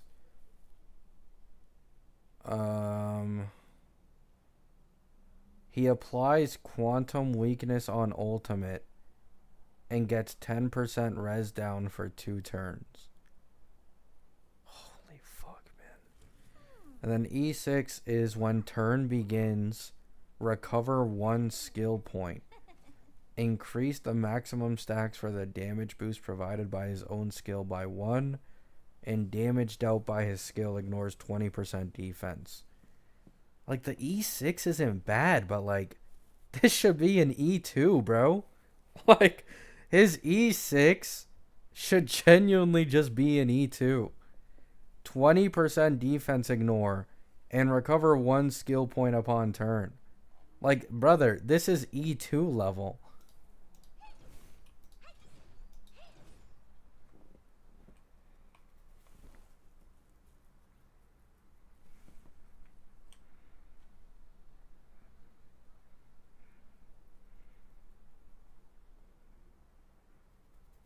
Yeah, I know. That E4 isn't even that good. Because his uptime on ult is, like, not that hot. Cypher good with Archer? I'm just assuming, man. I haven't seen any gameplays. I'm assuming. There aren't that many gameplays currently. Yeah, they gave the guy whose entire damage output is based off of skills an E2 that increases ult damage. Like, what? Like, that shit has to be getting changed, I'm not gonna lie.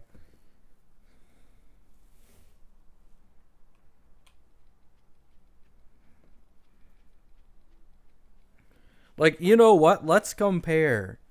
Just for fun, let's compare E2 Archer to E2 Fenon.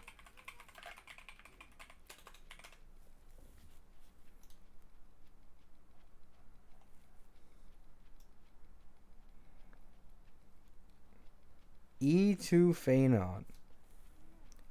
He does 20% more of his original damage, which, by the way, is basically better than the 20% defense shred Archer gets on his E6. And when consuming 4 stacks for an attack, gains an extra turn, which he does constantly.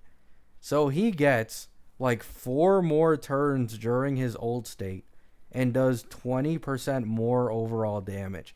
I think this is legit better than Archer's own E6. Fenon's E2 is better than Archer's E6. Bro said, let's be fair, and then compared Archer to Fenon. I could use Herda. I could use Herda. I could use Aglaya. I could use My Day. I could use Castris. All of them will have a miles better E2 over fucking Archer's E6.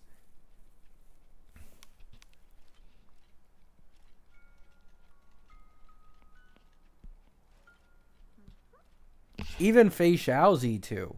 Like, brother, Fei Xiao's E2 increases her stack generation by, like, damn near double. Like, this guy only gets an ultimate damage increase that he pops, like, once every 3 or 4 turns. But the real me is better. Compare with Seal. Yeah, okay, man.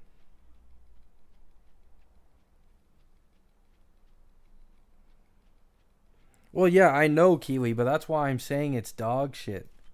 Like, I'm not even trolling.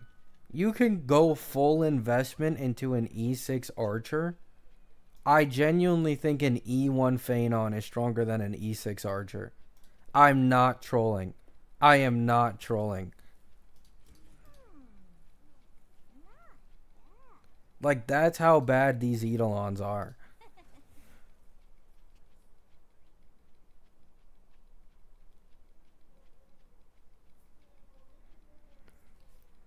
Especially since, like, a lot of people are going to be investing in, like, you got to keep in mind, it's only Archer, by the way.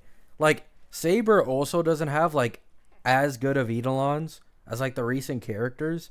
But even Saber has, like, noticeably better Eidolons than Archer. Like, he's the only one getting shafted. Which makes no sense. Like, my original predicament, or my original prediction, was that Archer would have the best Eidolons because of the fact that he's free to incentivize going for him.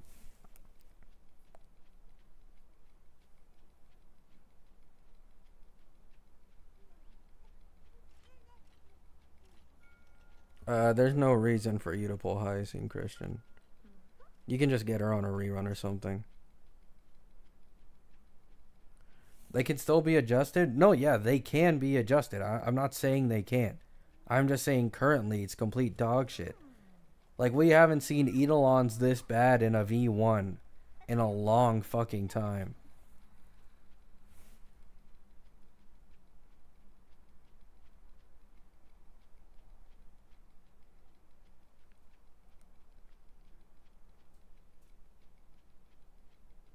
No, he doesn't need Sparkle.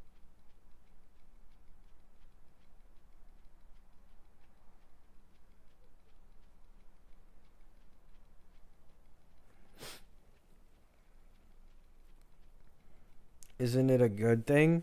Not really.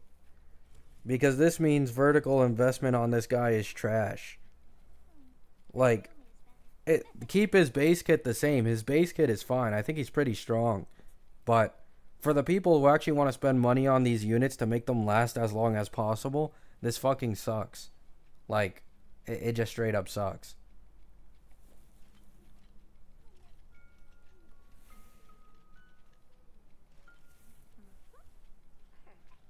Actually, can I do like a summary? Yeah, like, it's just terrible, man.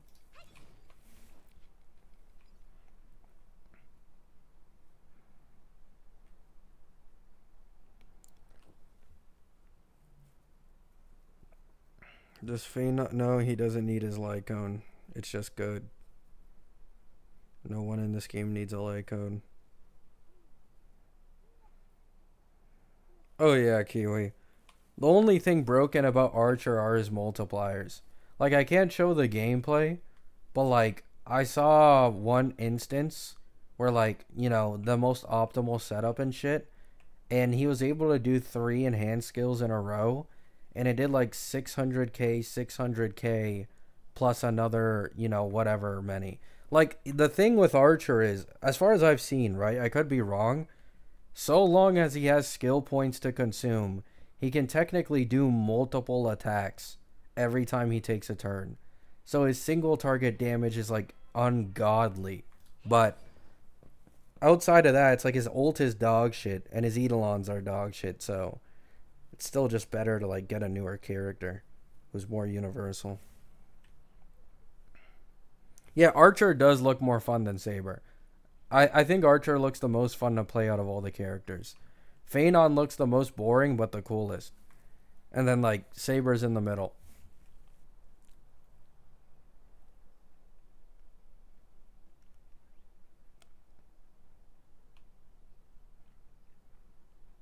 I don't know.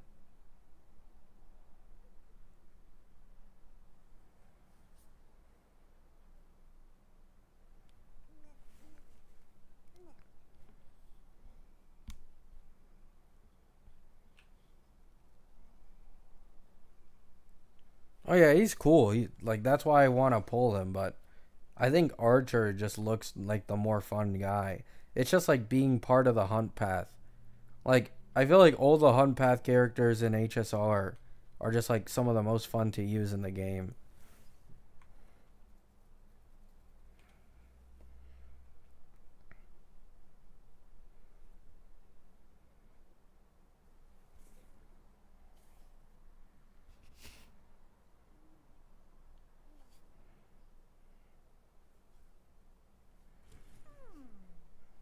Actually, let me see if there are any like new gameplays on the Reddit right now.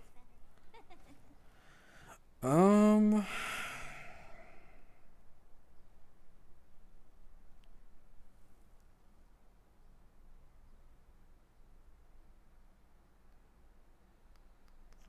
Showcase. Bro, oh my god. Fuck. All these Archer showcases have E2 Sparkle and E1 Tribby, man. Like, fuck.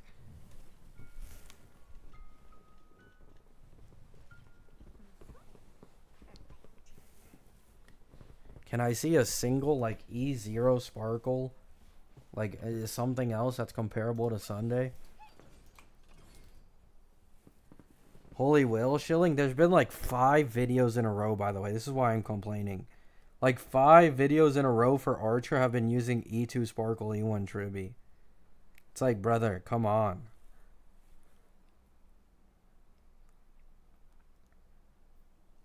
Like, my ass is just not pulling Sparkle. I am not pulling Sparkle in the big 25, man.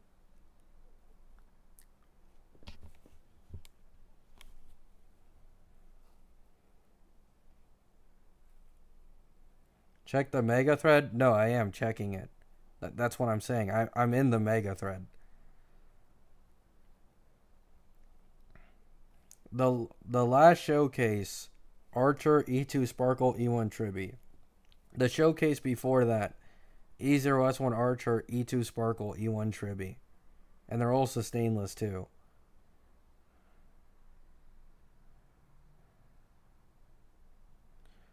Uh, this is a Saber one. E2 Fenon. E0 Fenon. And that's it. Yep, E2 Fenon, whatever the fuck.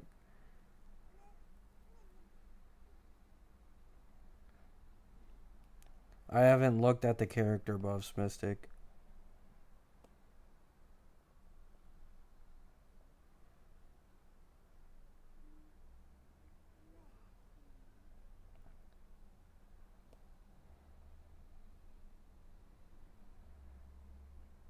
I don't have Sparkle. I might get her. She's worth it. I'm just not getting Sparkle no matter what. If there's anyone I'd prioritize on that team, especially with my E0S1 Sunday, it'd be E1 Tribby before I end up investing in Sparkle. Sparkle is just like, nah, man. I've played these games before when Sparkle was best in slot for a top tier DPS. You know, before. Like, I'm just not falling for it again, man. It's just gonna get replaced at some point.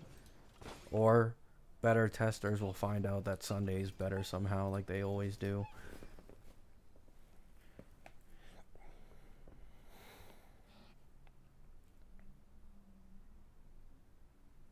I saw some Archer builds on Genius. Okay, can someone explain to me why so many people are recommending Genius for Archer? Like, can he implant quantum weakness? Because I'm pretty sure he can't do that until like E6.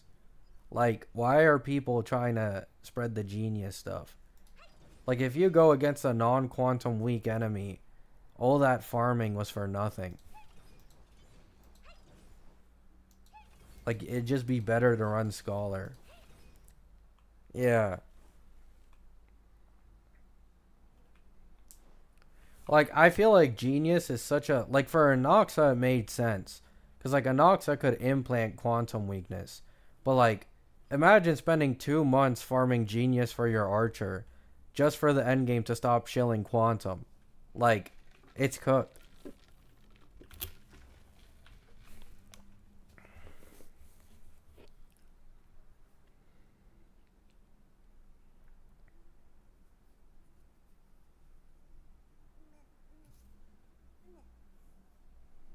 I mean, there probably just isn't anything better, Sloth, is the thing. Like, it doesn't matter if it doesn't have perfect synergy.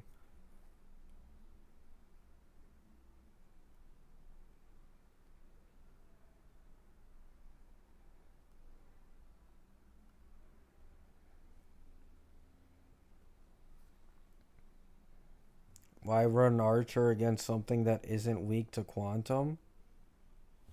You realize that most endgames with so-called quantum weaknesses on the enemies, not every enemy has quantum weakness on them. So for a single target unit, if like 3 out of 5 mobs have quantum weak and 2 don't, it's still gonna be a huge fucking damage loss. Like, and many people run just non-weak. Like, not everybody has a DPS for literally every element in this game.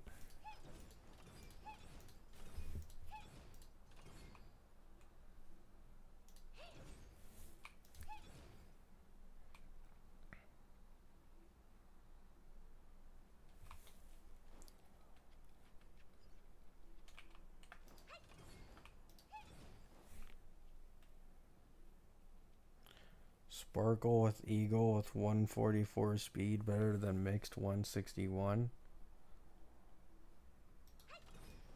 I got zero clue, man.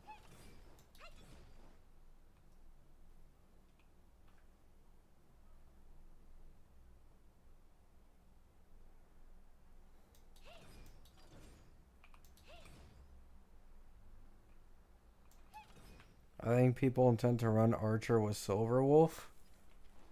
Well, I mean, cope is cope, I guess.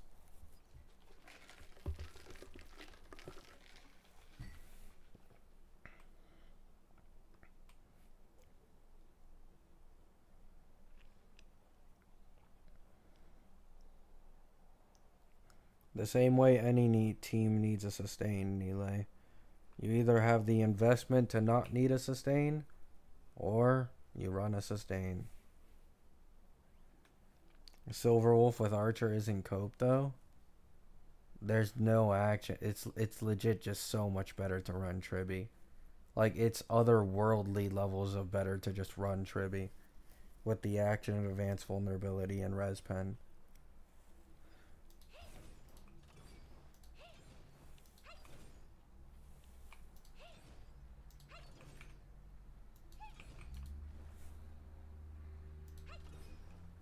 Yeah, because of Tribby existing, like, she probably just completely shits on Silverwolf in terms of, like, being on that team. Or Cypher. You could also probably use Cypher. That's probably also better than Silverwolf.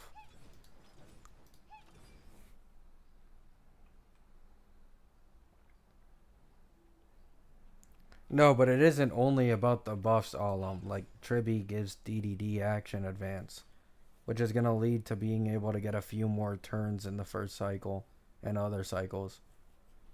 Like, you get action advance, res pen, vulnerability. Tribby's attacks can trigger Archer's follow-up. Like, the synergy is way too good with, like, a Tribby or a Cypher.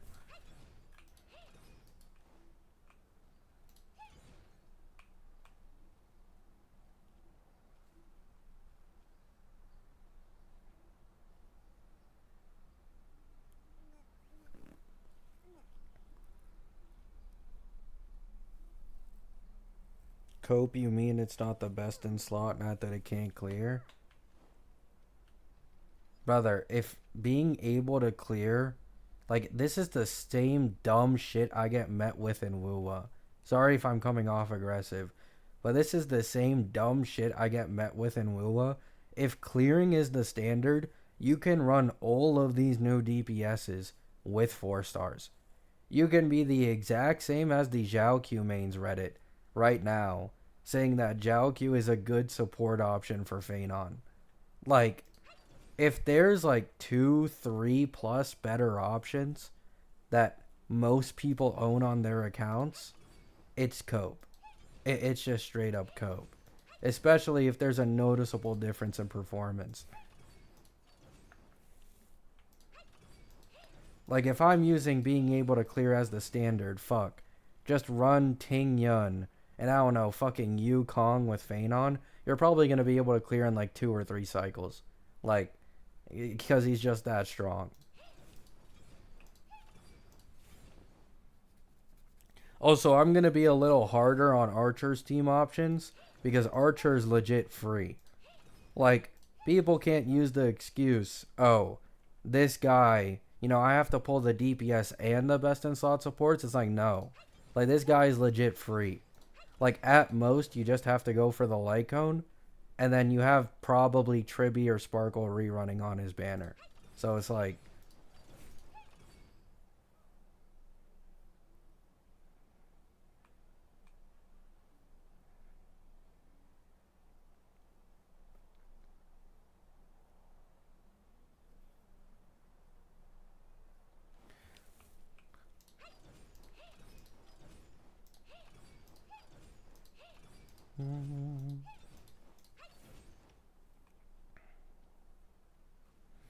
Between Fenon, Archer, and Saber, we're def getting a Sunday rerun? I mean, yeah, probably.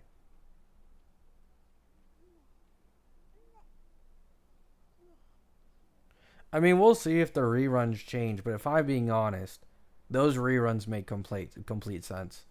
Like, I can't even knock the reruns in any way, like I usually can, because usually, like, the first rerun leaks just sound like bullshit, but Tribby, Sunday, and Sparkle, like, they all fit the bill for literally every single DPS releasing in that patch.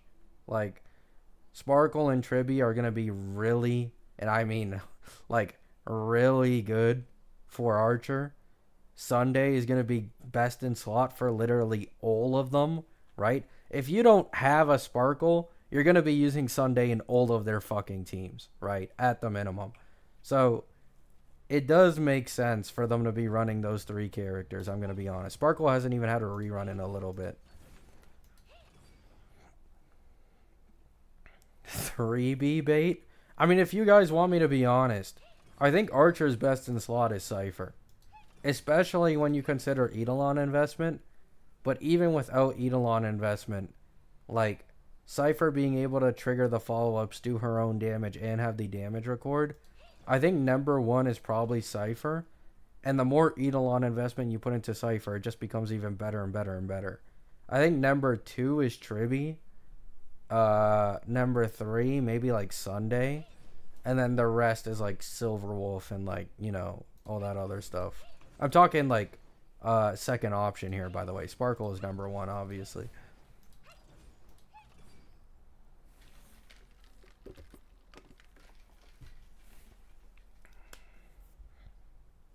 All I worry was Cypher's skill point. I mean, you don't really have to use Cypher skill points now. Like, you don't really have to use it, I'm pretty sure. Especially if you're not even, like, you don't even have the E2. I don't think you need to really skill on her all that often.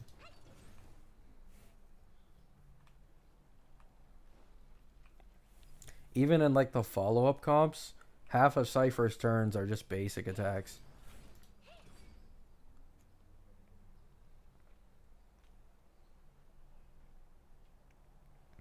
Well, yeah, Tribby can proc follow-up a lot, but Cypher can be ran at, like, 200 speed. So it's like, even if you don't have her at 200, like 180, like it's gonna be enough to already proc most of Archer's follow-up attacks anyways. So that's why I say Cypher or Tribby.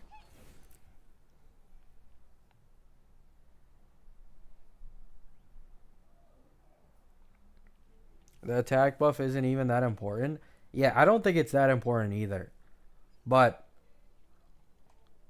I just think his best in slots. Okay, the reason why Sparkle is best in slot is not the attack buff. I'm pretty sure she increases the max skill points you can have by, like, what is it? Like, is it 1 or 2? I think it's 2, maybe 2 or 3. I don't know, right?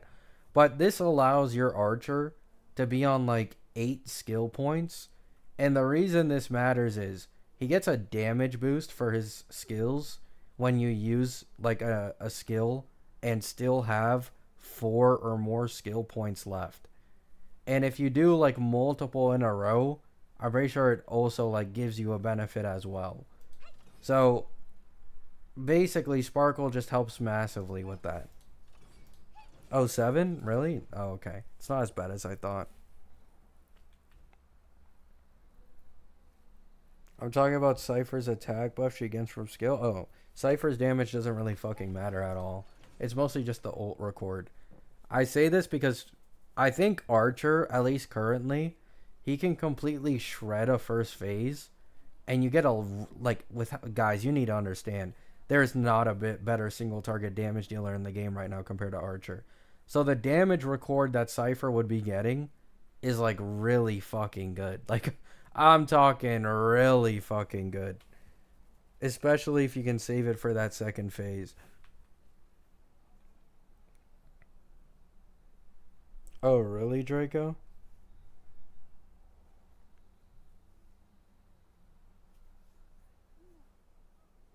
Pull Sunday's Lycone for Sparkle? Please don't do this. To anyone. Please just don't do it, man. It's not worth it. It's not worth it. Just pull Sunday himself. Oh my god.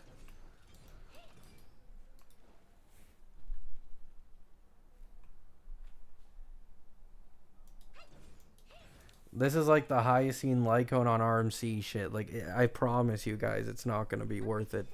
Please don't waste your pulls on that.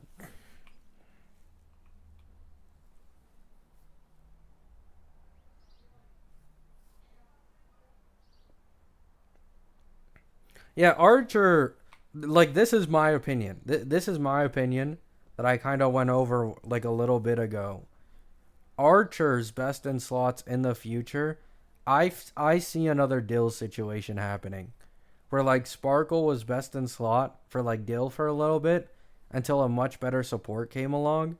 I say there's a decent chance that like given future patches and like Cyrene release or whatever, you could possibly much prefer Cyrene plus Sunday than like Sparkle plus the rest of these guys.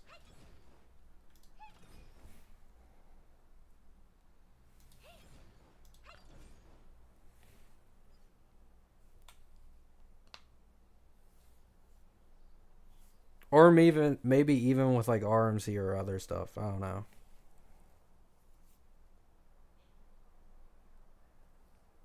Yeah, Draco.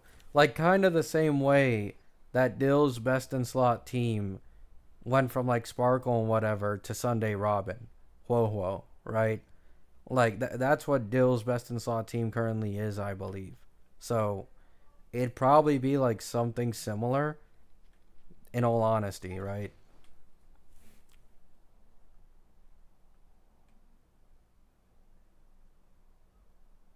Knowing Hoyo, there will be another Sparkle-like character.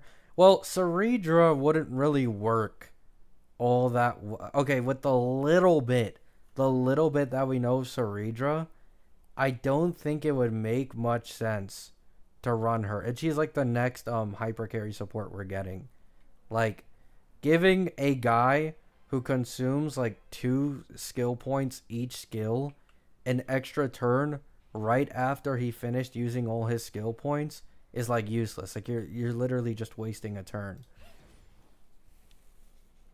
But Cyrene, I could 100% just see easily being the best team like option there, like the team buffer. Like over Tribby, over Robin, you just throw Cyrene in there and you fucking just shred everything.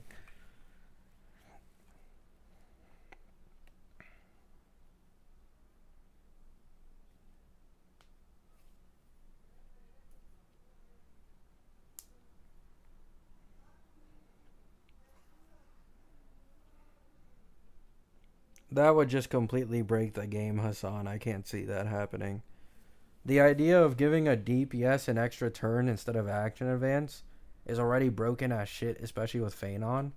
If they made it not consume stacks or skill points, like, nah. Like, maybe for Cyrene. I don't see it for Ceredra. Like, if anyone's gonna be that game breaking, like, broken, it'd be Cyrene.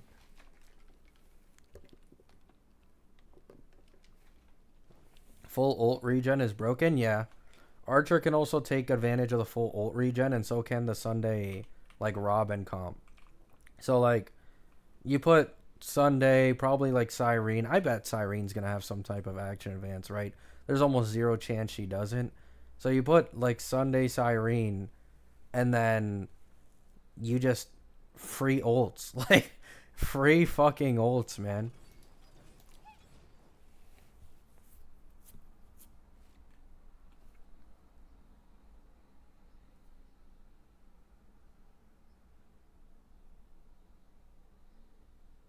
You think so, Draco? Maybe. I think Archer will last a decent while, though. Like, all these single target characters that have, like, a metric fuck ton of single target damage always last pretty long, especially for the min-maxers. Min-maxers are always able to take hunt units to, like, the next level. So, I have confidence Archer will be good for quite a while. Unless they nerf his ass.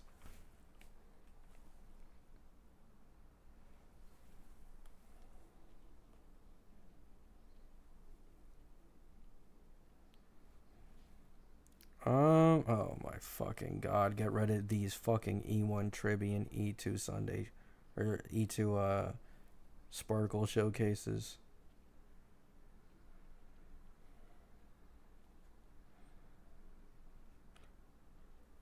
Is there a single Archer gameplay with Sunday? Doesn't seem like it.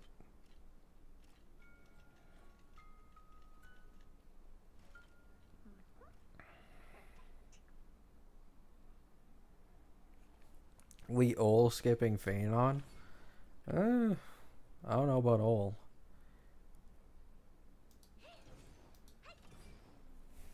I'm not even trolling. If Archer had better Eidolons, like actual V3 level, I might have actually considered going for them because of how fun he looks. He looks to be the most fun character, but holy fuck, those Eidolons are just. Oh my god.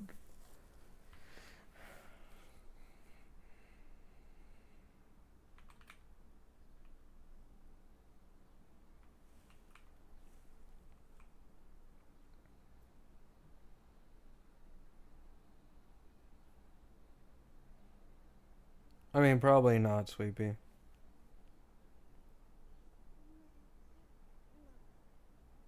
Yeah, Blade.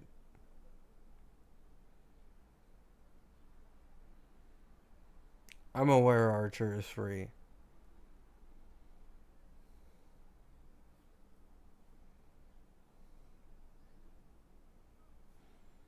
I think Hisen's is going to make Dot busted. The problem is, I always have to come back to this, right? Like the it won't shit. Like what looks broken now is going to look mid or not as broken within literally a few patches. Like, I know we all think Fenon looks broken as shit right now, right? Oh my god, how could anyone top this? How could anyone top Jing Liu? How could anyone top Acheron? How could anyone top Fei Xiao? How could anyone top Herda? Like, we all know March 7th. She's gonna come in there, fucking Randy Orton RKO Fenon's ass when we find out her synergy with Cyrene. It's like, I personally am not that impressed by a new character being like the most broken in the game anymore.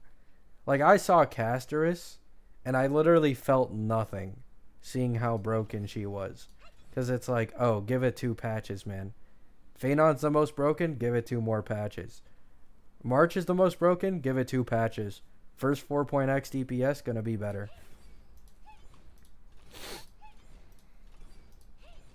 How can anyone top Jing Liu? Thought no one. You were not there then. You were not there pre-Acheron release. Because that was what a lot of people on social media thought. Like a lot of people.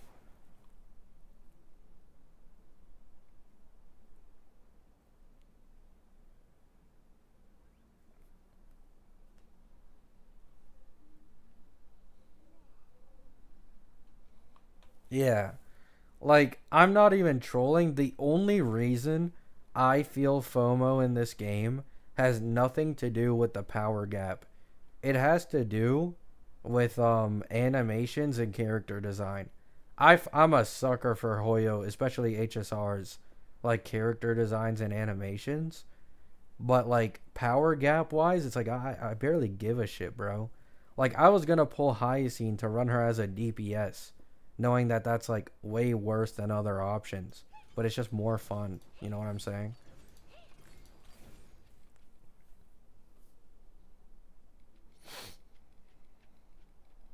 I mean, Cyrene's best in slot will be March 7th, so probably not.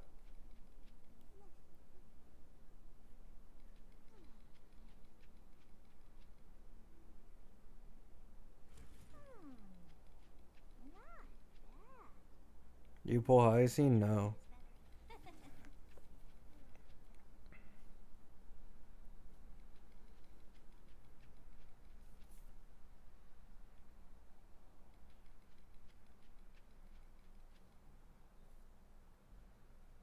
March 7th summon will be Goku.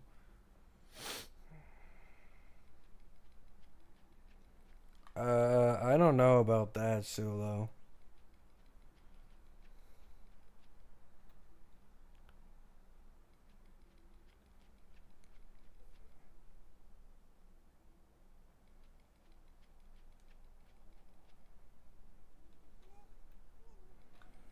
Yeah, that's understandable, Draco. Me personally, HSR being so easy with my E2 Maide and Herda has honestly been a blessing because of me playing all these gacha games at once. So like I am legit like burnt out of looking at kits and shit and being hyped up for leaks because of all the different games I'm playing. So like, I haven't even logged into Genshin or ZZZ in like 2 or 3 days. Because I'm just so burnt out of it.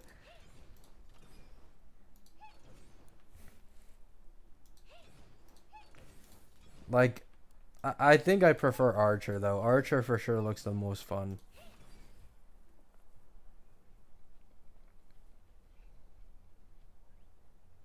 I'm not addicted to gambling like you. I'm not addicted to gambling though. I just like having more characters. Like if there was a way to just attain all characters without having to deal with this polling system bullshit, like I'd prefer that. There just is no other way to do it unless you're using private servers that'll get your ass banned as a CC. Skirk hype is gone. Yeah, kinda.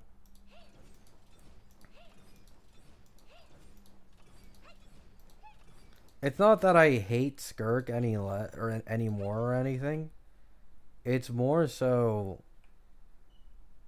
the weapon banner in Genshin.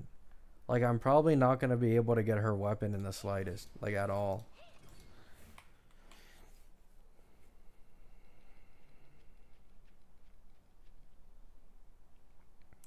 Do you have more than 5 pulls in any gacha you are playing right now? Uwa, Genshin, and ZZZ. Yeah. HSR is the only one I'm bricked on right now. Wait, actually? Oh, almost. But yeah, all the other games I have pulls on.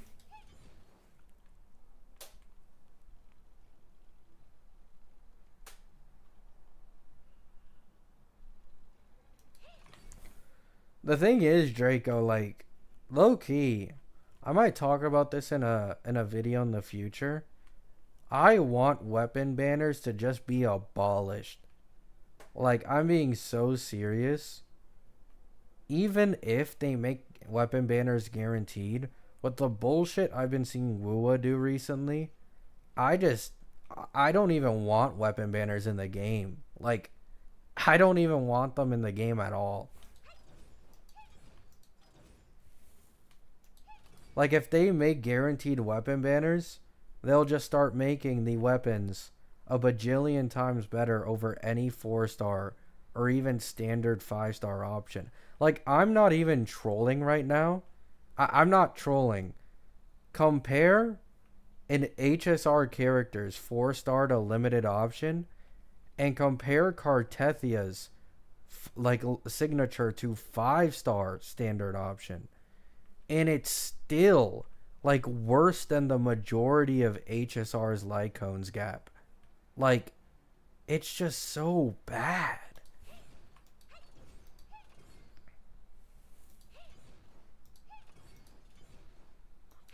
Like, I know a lot of people think I'm like straight up hating on Wua when I say the signature weapon situation is already on the level, if not worse, of HSR. Like, no, bro. No. Lupa's the same shit too. Lupa also has like a 30+% difference with her signature over Lustrous Razor, which is the standard 5-star. Like, any 4-star options, it's like 40+%.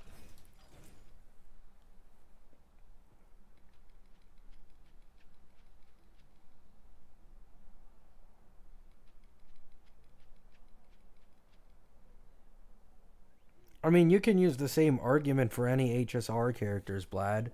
Even though HSR has completely dogshit power creep, worse than any of the games I've played, you can still make characters work without their signatures to clear. Clearing just shouldn't be used as the standard for like clearing shit, like at all. Like, it doesn't change how bad things are. Like, people are still using Seal with no Lycone. 3 cause 0 cycling the endgame.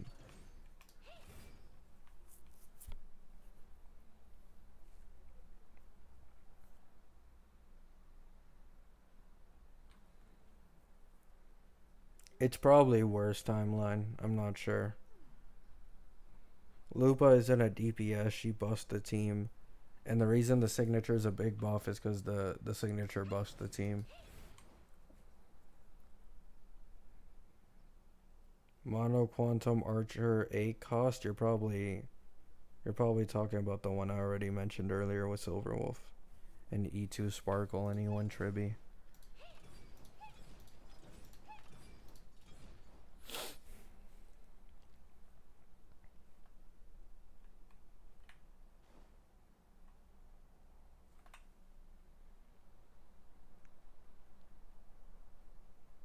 I'm saying, Draco.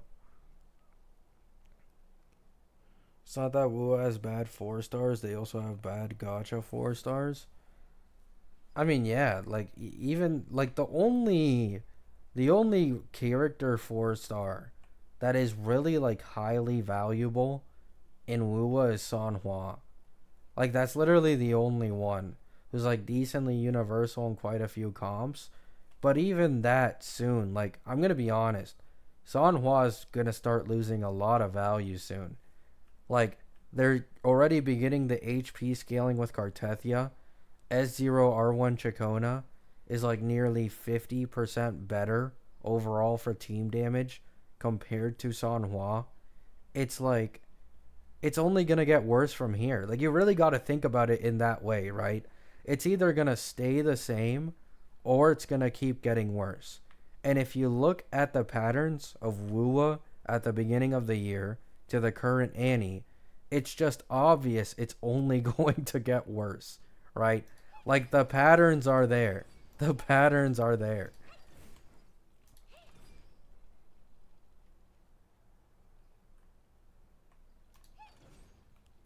I don't know what you're talking about, Sweepy.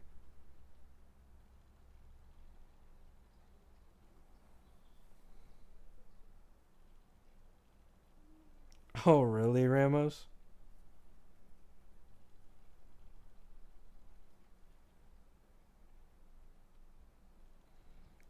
Does anyone know how long the Fae banners will be? No. Just that it's different banners. Just mute me, Ray.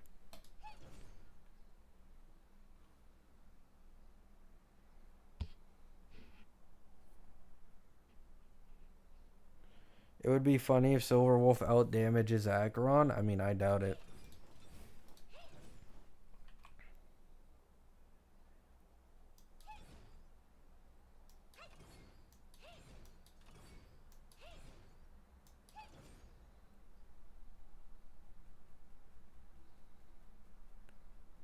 I don't care about E2 Silverwolf. Show me how good she is with Xiaoqiu and Acheron. I mean, the main showcase I saw where Silverwolf was really popping off for Acheron was E2 Silverwolf. Apparently with E2 Silverwolf, literally anytime allies attack, you can gain a stack for Acheron. So they were running like Tribby, E2 Silverwolf, maybe Sustain or Sustainless with E0 S0 Acheron, and they got a 0 cycle.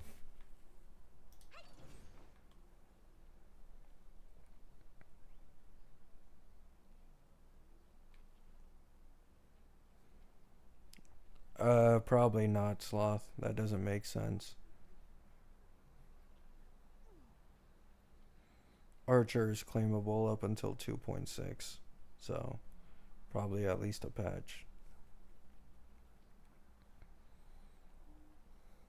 Cartethia is still good without Chacona, but that's because Cartethia is power creep, and she shits on every other DPS in the game. So you can still use Cartethia without Chacona and clear.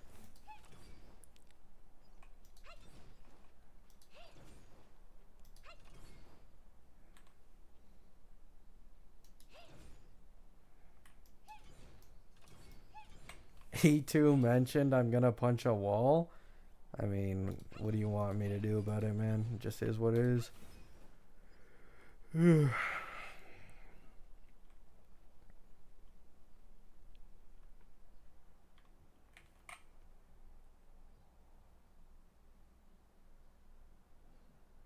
Yeah, I know. Like, this is post-Brant, guys.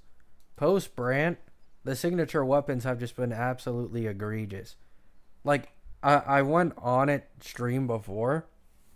If you look at the very beginning of the game, and you look at the calcs for like how much of a difference the signature weapons make, it's like 10 to 15%. Then you go into like late version 1, early version 2, and it's now spiked to like 20 plus percent. And now you look at right now, post Brant with Zanny as well, Canarella, Cartethia, like they all get like a 30 plus percent increase from their signature. You got to keep in mind, by the way, Cartethia's signature was nerfed like 2 or 3 times, and it's still above the 30% threshold.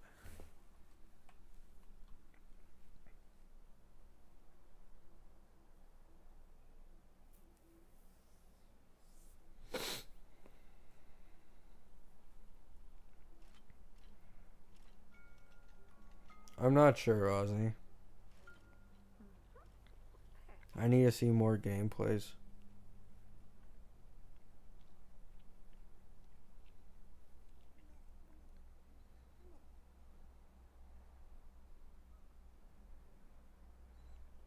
We don't know yet, Sweepy. There still hasn't been like a numbers update on it.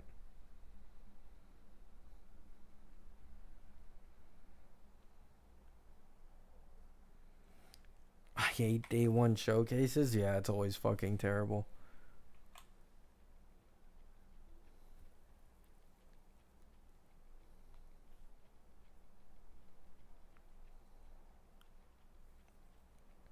I mean, Zanny's weapon, like Maggie underplayed Zanny's signature weapon when she originally released Zanny calcs, because she showed the Zanny signature weapon calcs with S0R1 Phoebe. So S0R1 Phoebe already gives a shit ton of spectral frazzle lamp. So this leads to the weapon losing like a lot of, value, which keep in mind, it's still like 20 to 25% better even with an S0R1 Phoebe. But for the non-Phoebe havers, the signature weapon by multiple TCers has been calced at like 35 to 40% increase. Like up to 40% if you're not running Zanny with a Phoebe.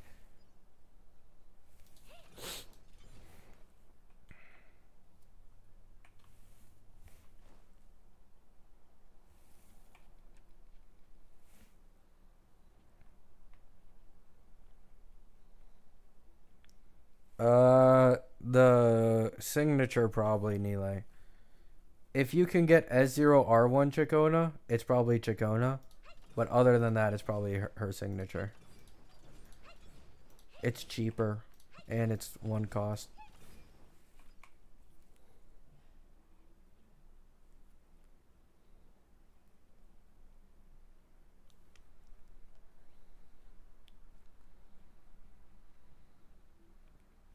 Building teams in WoA is getting just as bad HSR. Oh yeah, I know. I know, man. I fucking know. They got the Mono Fusion team. We got the Spectral Frazzle team. We got the Aero Erosion team. There's a rumor that both of the 2.6 limiteds are going to be best in slots for each other. So you're going to have to pull both of them in the same patch to get the best in slot team. Probably going to have the same signature weapon increase too. Prolova is going to want Canarella because Canarella is the only one who buffs Echo skill damage. It's like...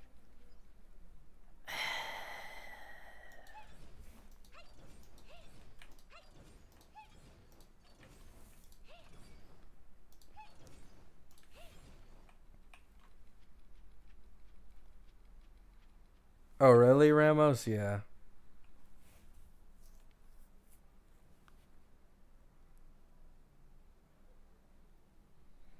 Yeah, this is why, by the way, when people are like, oh, WUA has nothing similar to HSR, you can for sure argue gameplay-wise, but, like, the way they've been increasing the signatures, the way they've been slowly doing the power creep, and even the way they introduced Dot before the Sentinel Resonator, the same way HSR like released a full dog comp, the patch before their emanator, like in terms of their banner like tactics and shit, it is dead ass like incredibly fucking similar in terms of what they're doing.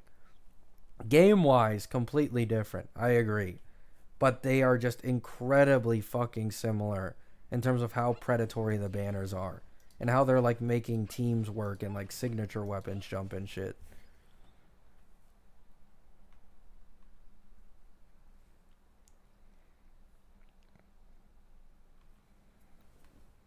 And then at least in HSR, right? Like we all complain about it, but at least Sunday is best in slot for like half the teams in this game.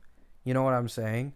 Like you got units like Robin who are like a year old at this point, still, you know, thugging it out. One of the best team supports in the game. Ruan Mei is not as hot as she used to be. You can still use her to clear content though, right? You got general buffers like Sunday that work for damn near anything. The same goes for like Tribby. The same goes RMC. Like, can we talk about how fucking valuable the free MC is in this game? He basically allows you to run hyper carry Herda low cost and be able to just shit on ult endgame without like barely investing in teammates at all. Like, the general supports that have been released in HSR recently have honestly been kind of a blessing. Like, I complain about it because I just wish we had more Sundays because of how much this guy's a best in slot. But in reality, this game, you can probably save like a lot more of your pulls because of just how fucking general most of the recent supports have been and how much longevity they have, even with future teams like a year later.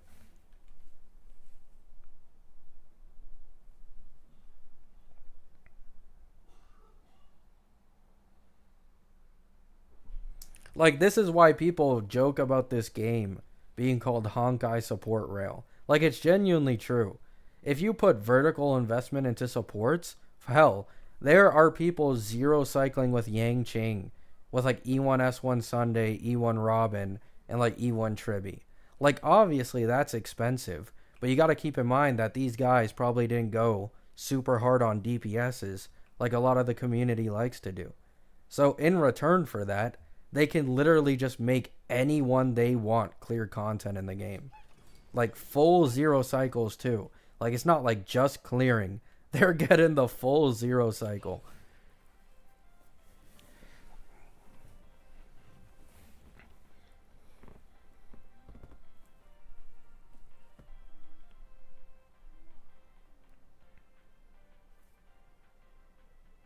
Oh yeah, probably Draco. Like earlier, I saw a Fenon Sustainless run with Tingyun, Branya, and I think E0S1 Sunday, and that team zero cycled. Like, if you can zero cycle with a standard character, a free to play support, and only an E0S1 Sunday plus new DPS, it's like really fucking good. And if all you care about is clearing and not zero cycling, you can use that exact team with like a V1 or V2 DPS and still probably clear. Oh yeah, I saw a 3-cost Fenon zero cycle as well, yeah.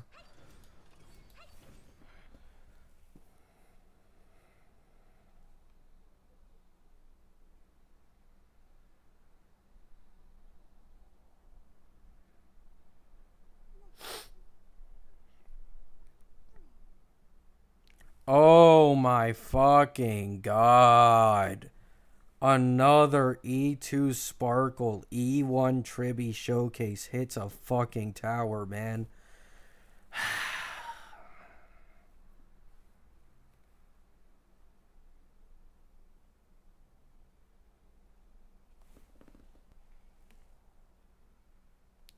Yeah, I know. I'm pretty sure the 3 cost zero cycle, if it's the video I saw, they literally put Fenon on auto battle. They put his ass on auto battle the entire time and get the zero cycle.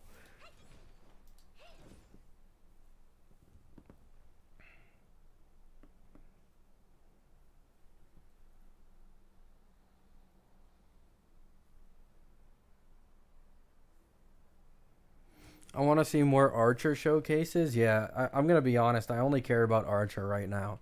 I already know Fenon is going to shit on everything. I'm not too interested in Saber. So I just want to see Archer gameplays.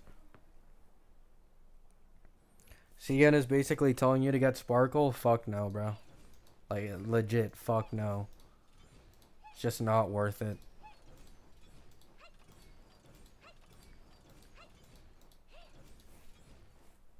Or brick? I doubt it's bricked. I don't think it'd be bricked without Sparkle at all.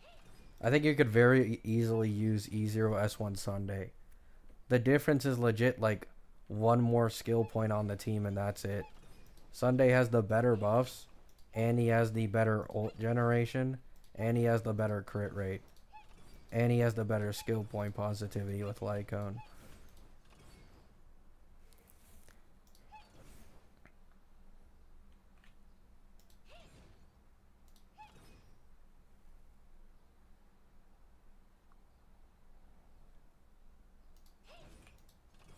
Sparkle has 2 more max.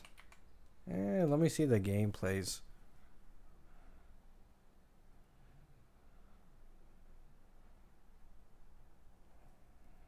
How many skill points is on this team? Brother, why is my shit always bugging the fuck out? How do I click on a leak video and out of fucking nowhere it puts me on 30 minutes of Minecraft music in case you're having a bad day?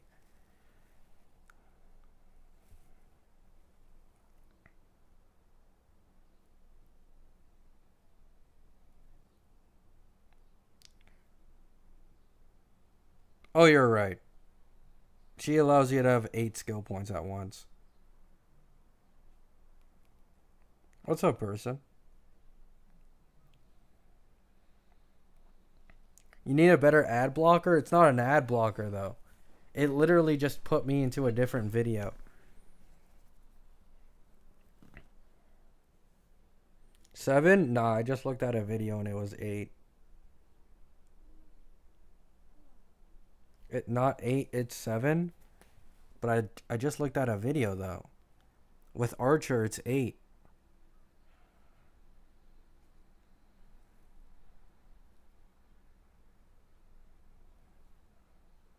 Bugged? Archer gives himself a skill point, guys. So that puts you at 6.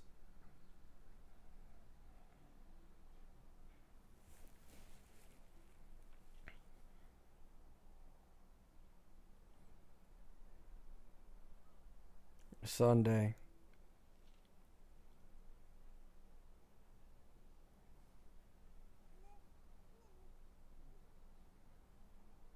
Nice, Sweepy.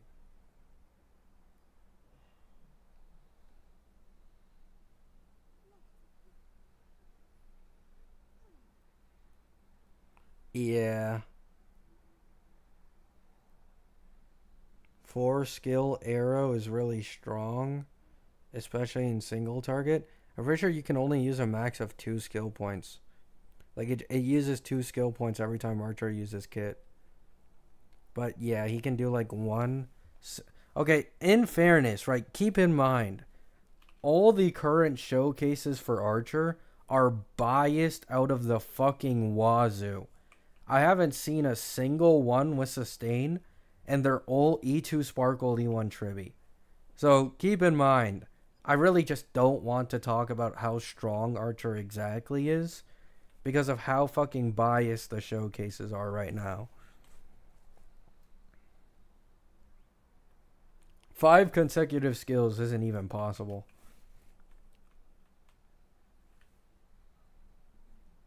I'm not sure, Bullets.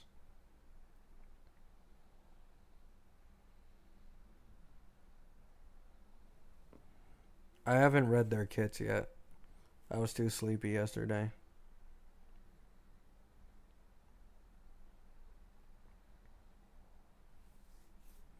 How isn't it possible? If the max amount of skill points you can have with a Sparkle is 8, and he consumes 2 skill points every time he uses a skill.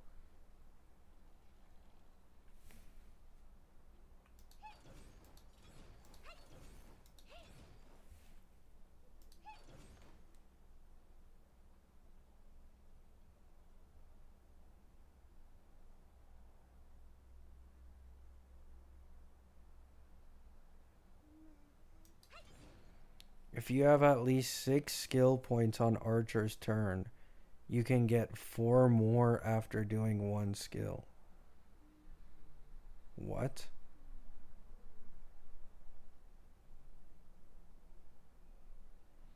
If you have a follow-up unit? I don't think Archer can trigger his own follow-ups, no? Or can he?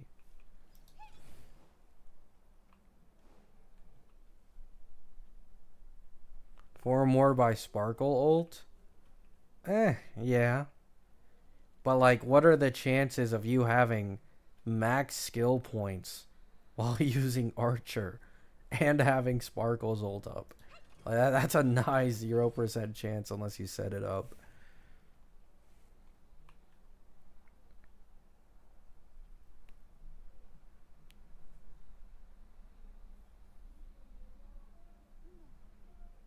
Six SP is not max. I know, but like it's not like how you're gonna play him. Like no one is gonna have Archer on 8 skill points, bro. It's just not happening. Like unless you're just playing him unoptimally, you're just not gonna have him on 8 skill points with a Sparkle ult up.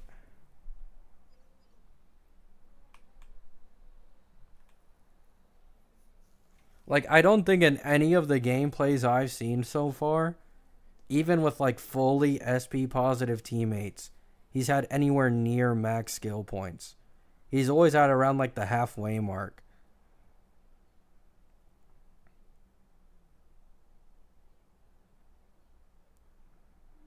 Let me see here. Yeah, he's at like 4 to 5 pretty consistently. And then the second he takes a turn, it goes down to like 2 or 3. Then they pop Sparkle ult. But the real me is better. You still have to set that up for the best outcome? No. What? You'd have to skip Archer's turns to stack up that many skill points. And you're just going to lose like a turn or two of just missing out on skills to make him do all those consecutive ones.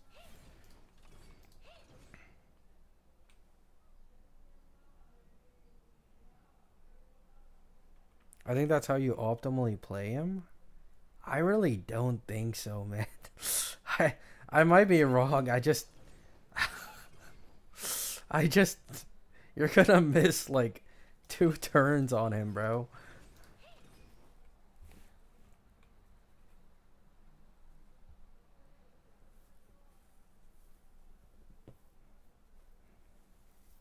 Also, if I remember correctly, doesn't him skilling give himself more charge to be able to do follow-ups?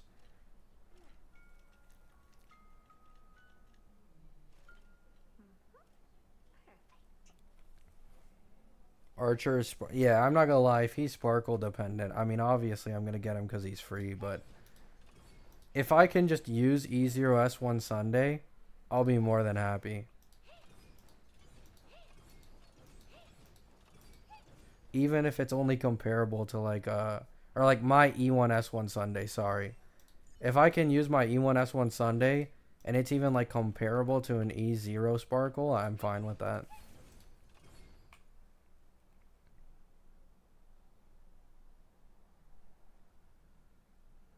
Yeah, like all the current Archer showcases are fucking E2 Sparkle, E1 Tribby.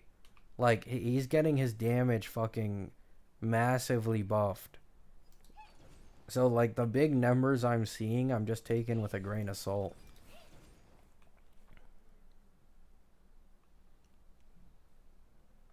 No, I'm not gonna play 2 accounts anymore.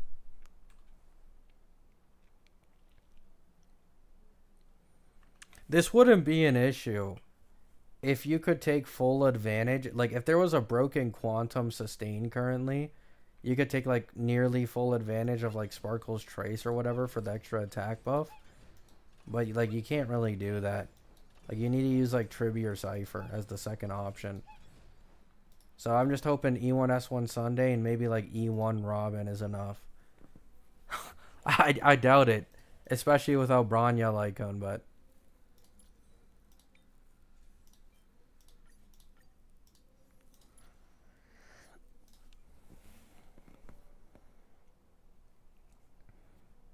yeah, Fenon is for sure an Emanator at this point. It's not even like a question anymore.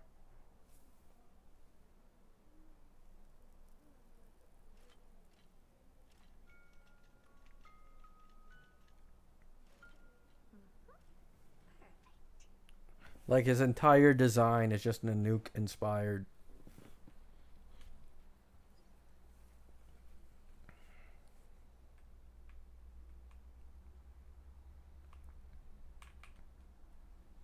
Robin ain't generating shit. I mean, I saw an Archer gameplay with Robin a little bit ago. And if she has Lycone or Bronya, she can actually get like a pretty good amount of like ER. Like she only needs to do one skill and ult is back up, which is pretty nice. But I don't have Bronya, Lycone, or her Sig is the problem.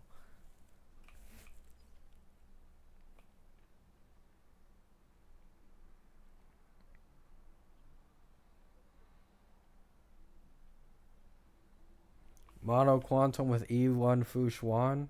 Hey, W coat, man. W coat.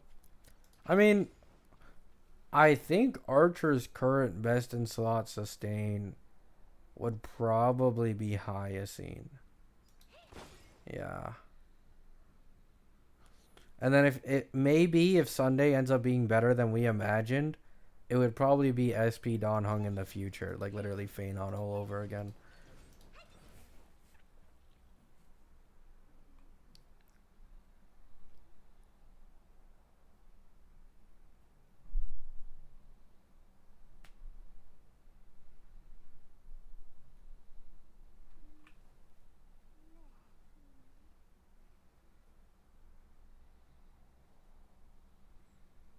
I mean, the thing is, Hassan, if you can just get a Robin with a Lycone, like, you're not really losing out on all that much. Like, especially me personally with an E1, but even without E1, like, you're only using one skill point from Robin. It's not really all that much. It's kind of like no different to, like, Tribby or these other characters. Like, in the first place, you are generating more SP because you're giving all your allies an action advance, not only Archer. So, in reality, she ends up generating more SP, even if it's only a little bit, compared to like being negative or whatever, because of the team action advance.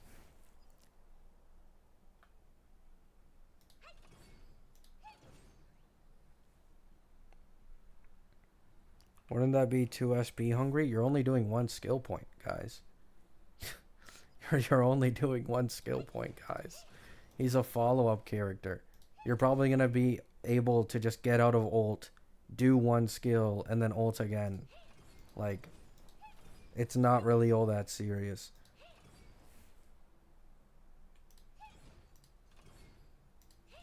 Yeah, Fenon can implant physical weakness. Yeah, I know. His animations look amazing.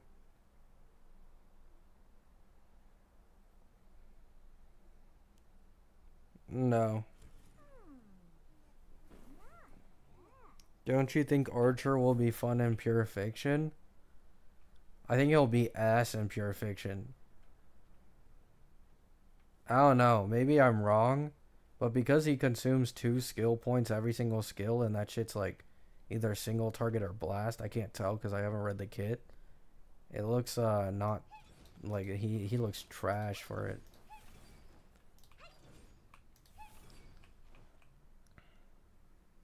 I mean, maybe you can like carry him with like a Hyacine or something.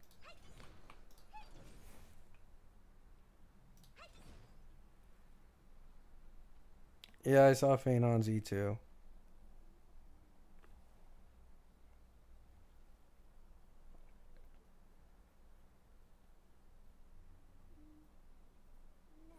Yeah, like, it's already bad to use hung characters in pure fiction. It's even worse to use a guy who consumes 2 skill points every single time he attacks. So, like, he's over. Like, you gotta think about it, right? We got, like, 100k health side mobs, 50k health side mobs, getting nuked for 6 to 700k by an archer. Like, complete wasted damage.